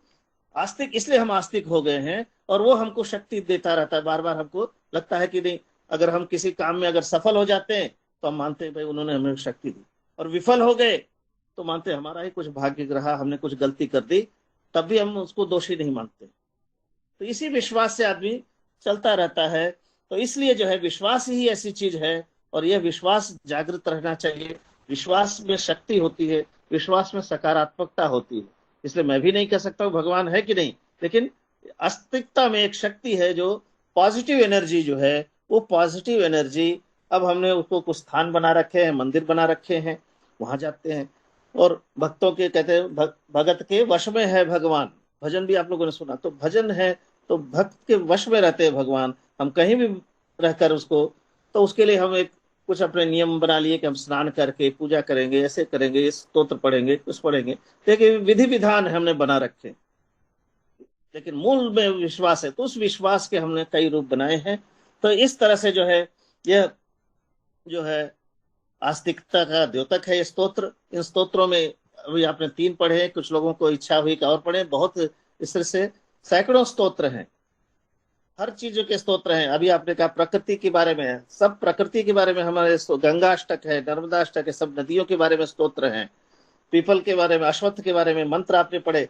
तो हमारे यहाँ जो है हर चीज को, प्रकृति जितने नदी हो, पहाड़ हो, पेड़ पौधे हो, सभी की शांति की कामना की है, सभी के बारे में हमने मंत्र की है, सभी के प्रति हमने पूजा भाव रखा है, सभी के प्रति हमने आस्तिकता रखी है, इसलिए कि इनको नष्ट न करे लोग। तो इस भाव को हम जागृत करते हुए, इसको अपने आस्तिक भाव से करते हुए ये काम करते रहेंगे तो सबका जो है कल्याण होगा, जगत का कल्याण होगा। और आप लोगों का सबका जो है मैं अभिनंदन करता हूं कि आप लोगों ने इसमें भाग लिया। और सबसे इसमें महत्वपूर्ण लाभ मैं समझता हूं, किसी ने कहा कि अभी तक संस्कृत भारती के बारे में हम नहीं जानते थे, अब पहली बार ज्ञात हुआ। तो यह जो लोगों का ज्ञात था, उन लोगों को भी संस्कृत भारती की ओर आकृष्ट हुए, इस कारण से ये बहुत बड़ी हमारी उपलब्धि है। और ये संस्कृत भारती जो 40 वर्षों से काम कर रहे हैं हम लोग, इसमें हमारे जो पूर्वज, इसमें जो है 2 पीढ़ी अब लगभग हो गई, हम लोग जो शुरुआत के लोग हैं, उसके बाद हमारी अगली पीढ़ी भी अब इसमें संस्कृत भारती में कार्य करता है। तो कार्यकर्ताओं ने मिलकर जो है इसको किया है। सरकार ने अभी इसमें, सुनील जी थे कुल सचिव जी, उन्होंने नीतिगत कई बातें बताई, तो सरकार का सहयोग मिलता रहा, न मिलता रहा, तब भी कार्यकर्ता लोग सड़कों पर चलकर जो है संस्कृत भारती के कार्यक्रम करते रहे हैं। तो सरकार का सहयोग मिल जाए तो अच्छी बात है, न भी मिले तो हम समाज के सहयोग से ही अपना कार्य करते रहे हैं।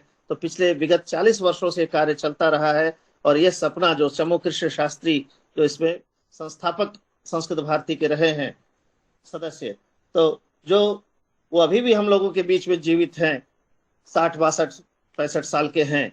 और अपने जीवन में जो उन्होंने सपना देखा था कि संस्कृत व्यवहार भाषा हो, संस्कृत भाषा में लोग बात कर सकें, तो आज ये सपना साकार हुआ। आज कम से कम इस भारत देश में हजारों लोग जो है, लाखों लोग जो है संस्कृत भाषा में व्यवहार कर पा रहे हैं।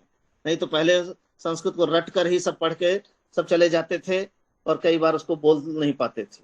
तो आज बोलने वालों की कमी नहीं रहेगी। और आज उसी का देन है कि हम जो है अपने संस्कारों को याद कर रहे हैं, हमारे स्तोत्रों को याद कर रहे हैं। और कई लोग जो अफसोस व्यक्त करते हैं कि मैंने अपने जीवन में संस्कृत नहीं पढ़ा, मैंने बाल्यकाल में नहीं पढ़ा, विद्यालय में नहीं पढ़ा, वो भी आज आकर जो है अफसोस व्यक्त करना जो है, वो खुद जो है संस्कृत के प्रति उनके अनुराग को बताता है।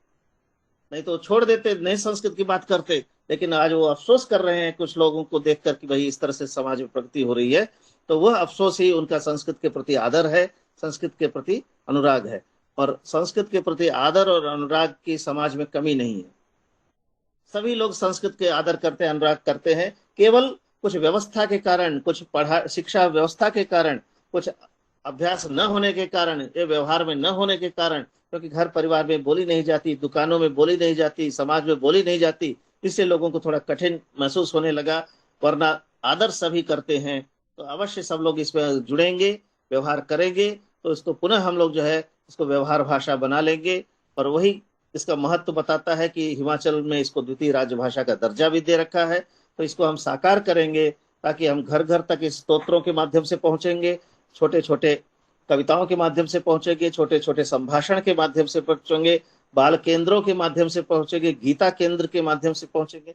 तो कई इस तरह के कार्यक्रम जो है संस्कृत भारती करता आ रहा है, जिनसे आप लोग जो है अपने आसपास के लोगों को बता सकते हैं कि किसी न किसी प्रकार से वो जुड़े संस्कृत भारती के साथ और इनके कार्यक्रमों में। तो अवश्य ही उनके जीवन में कई चीजें, उनको अफसोस नहीं करना पड़ेगा। जो अभी कह रहे थे, तो निश्चित ही संस्कृत से जो जुड़ेगा उसको कभी अफसोस नहीं करने पड़ेगा, कुछ ना कुछ उसको लाभ ही होगा, हानि कभी भी नहीं होनी है। तो यह इन्हीं बातों के साथ मैं अपने जो मनोज और हीरा सिंह जो इसमें शिक्षक के रूप में काम किए, और भी जो लोग इसमें जो है कार्यकर्ता बंधु, सभी को अभिनंदन करता हूं कि ऐसे महामारी के काल में भी आप लोग जो है सचेष्ट रहे और जागरूक होकर ये कार्य कर रहे हैं। तो संस्कृत भारती के सभी कार्यकर्ताओं को अभिनंदन और सभी प्रतिभागियों का अभिनंदन। और जो आज मुख्य अतिथि के रूप में आए हैं सुनील कुमार जी और यशवीर जी, इनका भी मैं संस्कृत भारती की ओर से हार्दिक अभिनंदन करता हूं। और पुनः मैं अपनी वाणी को विराम देता हूं। और ये स्तोत्र पाठ सफल रहा, इससे आप लोगों के अनुभव से हमको लगा कि अच्छा लगा आप लोगों को। और निश्चित ही जो है इस तरह के और भी स्तोत्र पाठ का और भी कार्यक्रम हम करते रहेंगे। धन्यवाद। जयतु संस्कृतम, जयतु भारतम।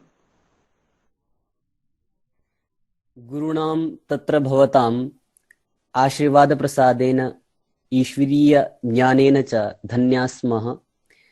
गुरुभ्यः कोटिशः हार्दाः धन्यवादाः।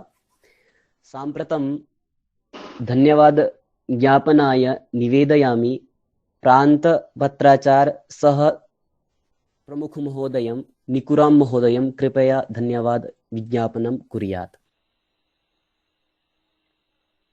ओम श्री सरस्वत्यै नमः। नमस्सभायै। अद्यतनस्य कार्यक्रमस्य मुख्यातिथीनां श्री सुनील शर्मा महोदयानां हार्दिकं धन्यवादं विज्ञापयामि। महोदयः स्वस्य बहुमूल्यसमयम् अस्माकं कृते दत्तवन्तः, पुनश्च अस्माकं मार्गदर्शनं कृतवन्तः। तदर्थं महोदयानां संस्कृतभारती हिमाचल प्रदेश पक्षतः भूय भूय धन्यवादः। अस्मिन्नेव क्रमे अस्मिन् कार्यक्रमे मुख्यवक्तारूपेण अस्माकं मध्ये समुपस्थिताः प्रोफेसर यशवीर सिंह महोदयः। महोदयानामपि हार्दिकं धन्यवादं विज्ञापयामि। अस्माकं प्रान्तस्य प्रान्ताध्यक्षाः प्रोफेसर लक्ष्मीनिवास पाण्डे महोदयः, येषां मार्गदर्शनं वयं नितरां प्राप्नुमः, पुनः तेषां प्रेरणया वयम् अग्रे सरामः। महोदयः अपि अस्मिन् कार्ये अस्माकं मार्गदर्शनं कृतवन्तः। महोदयानामपि हार्दिकं धन्यवादः। अस्मिन्नेव क्रमे अस्माकं संगठनस्य ये अपि ज्येष्ठाः अत्र उपाध्यक्षवर्याः, पुनश्च प्रान्तमन्त्रिणः, प्रान्तसंगठनमन्त्रिणः, पुनश्च ये अपि आयां प्रमुखाः अत्र सन्ति, तेषामपि हार्दं धन्यवादं विज्ञापयामि। पुनः अस्य कार्यक्रमस्य ये केन्द्रबिन्दवः सन्ति, अस्य ये 21 दिनात्मकं तपम् आचरितवन्तः, तादृशाः अस्माकं वर्गार्थिनाः, तेषां संस्कृतभारतीकुले अस्मिन् संगठने हार्दिकं स्वागतं, पुनश्च धन्यवादः। पुनः ये अपि तत्र शिक्षक पुनः सहशिक्षकरूपेण तत्र अध्यापनं कृतवन्तः, तेषामपि भूय भूयः धन्यवादः। पुनस्मिन् कार्यक्रमे सञ्चालकरूपेण श्रीमान् केवल महोदयः, महोदयस्यापि धन्यवादः। पुनश्च एकवारं सर्वेषां कृते शुभसायम्। धन्यवाद कृतवते अस्माकं प्रान्तसह पत्राचार प्रमुख महोदयस्य अपि धन्यवादं व्याहरामि। अधुना कांगड़ा जिलायाः संयोजक महोदयं श्रीमान् हीरासिंह महोदयं निवेदयामि यत् शान्तिमन्त्रेण अस्य कार्यक्रमस्य समाप्तिं कुर्वन्तु। श्रीमान् हीरासिंह महोदय। ॐ सर्वे भवन्तु सुखिनः, सर्वे सन्तु निरामयाः, सर्वे भद्राणि पश्यन्तु, मा कश्चित् दुःखभाग् भवेत्। ॐ शान्तिः शान्तिः शान्तिः। सर्वेभ्यः नमस्कारः। शुभसायम्। नमो नमः।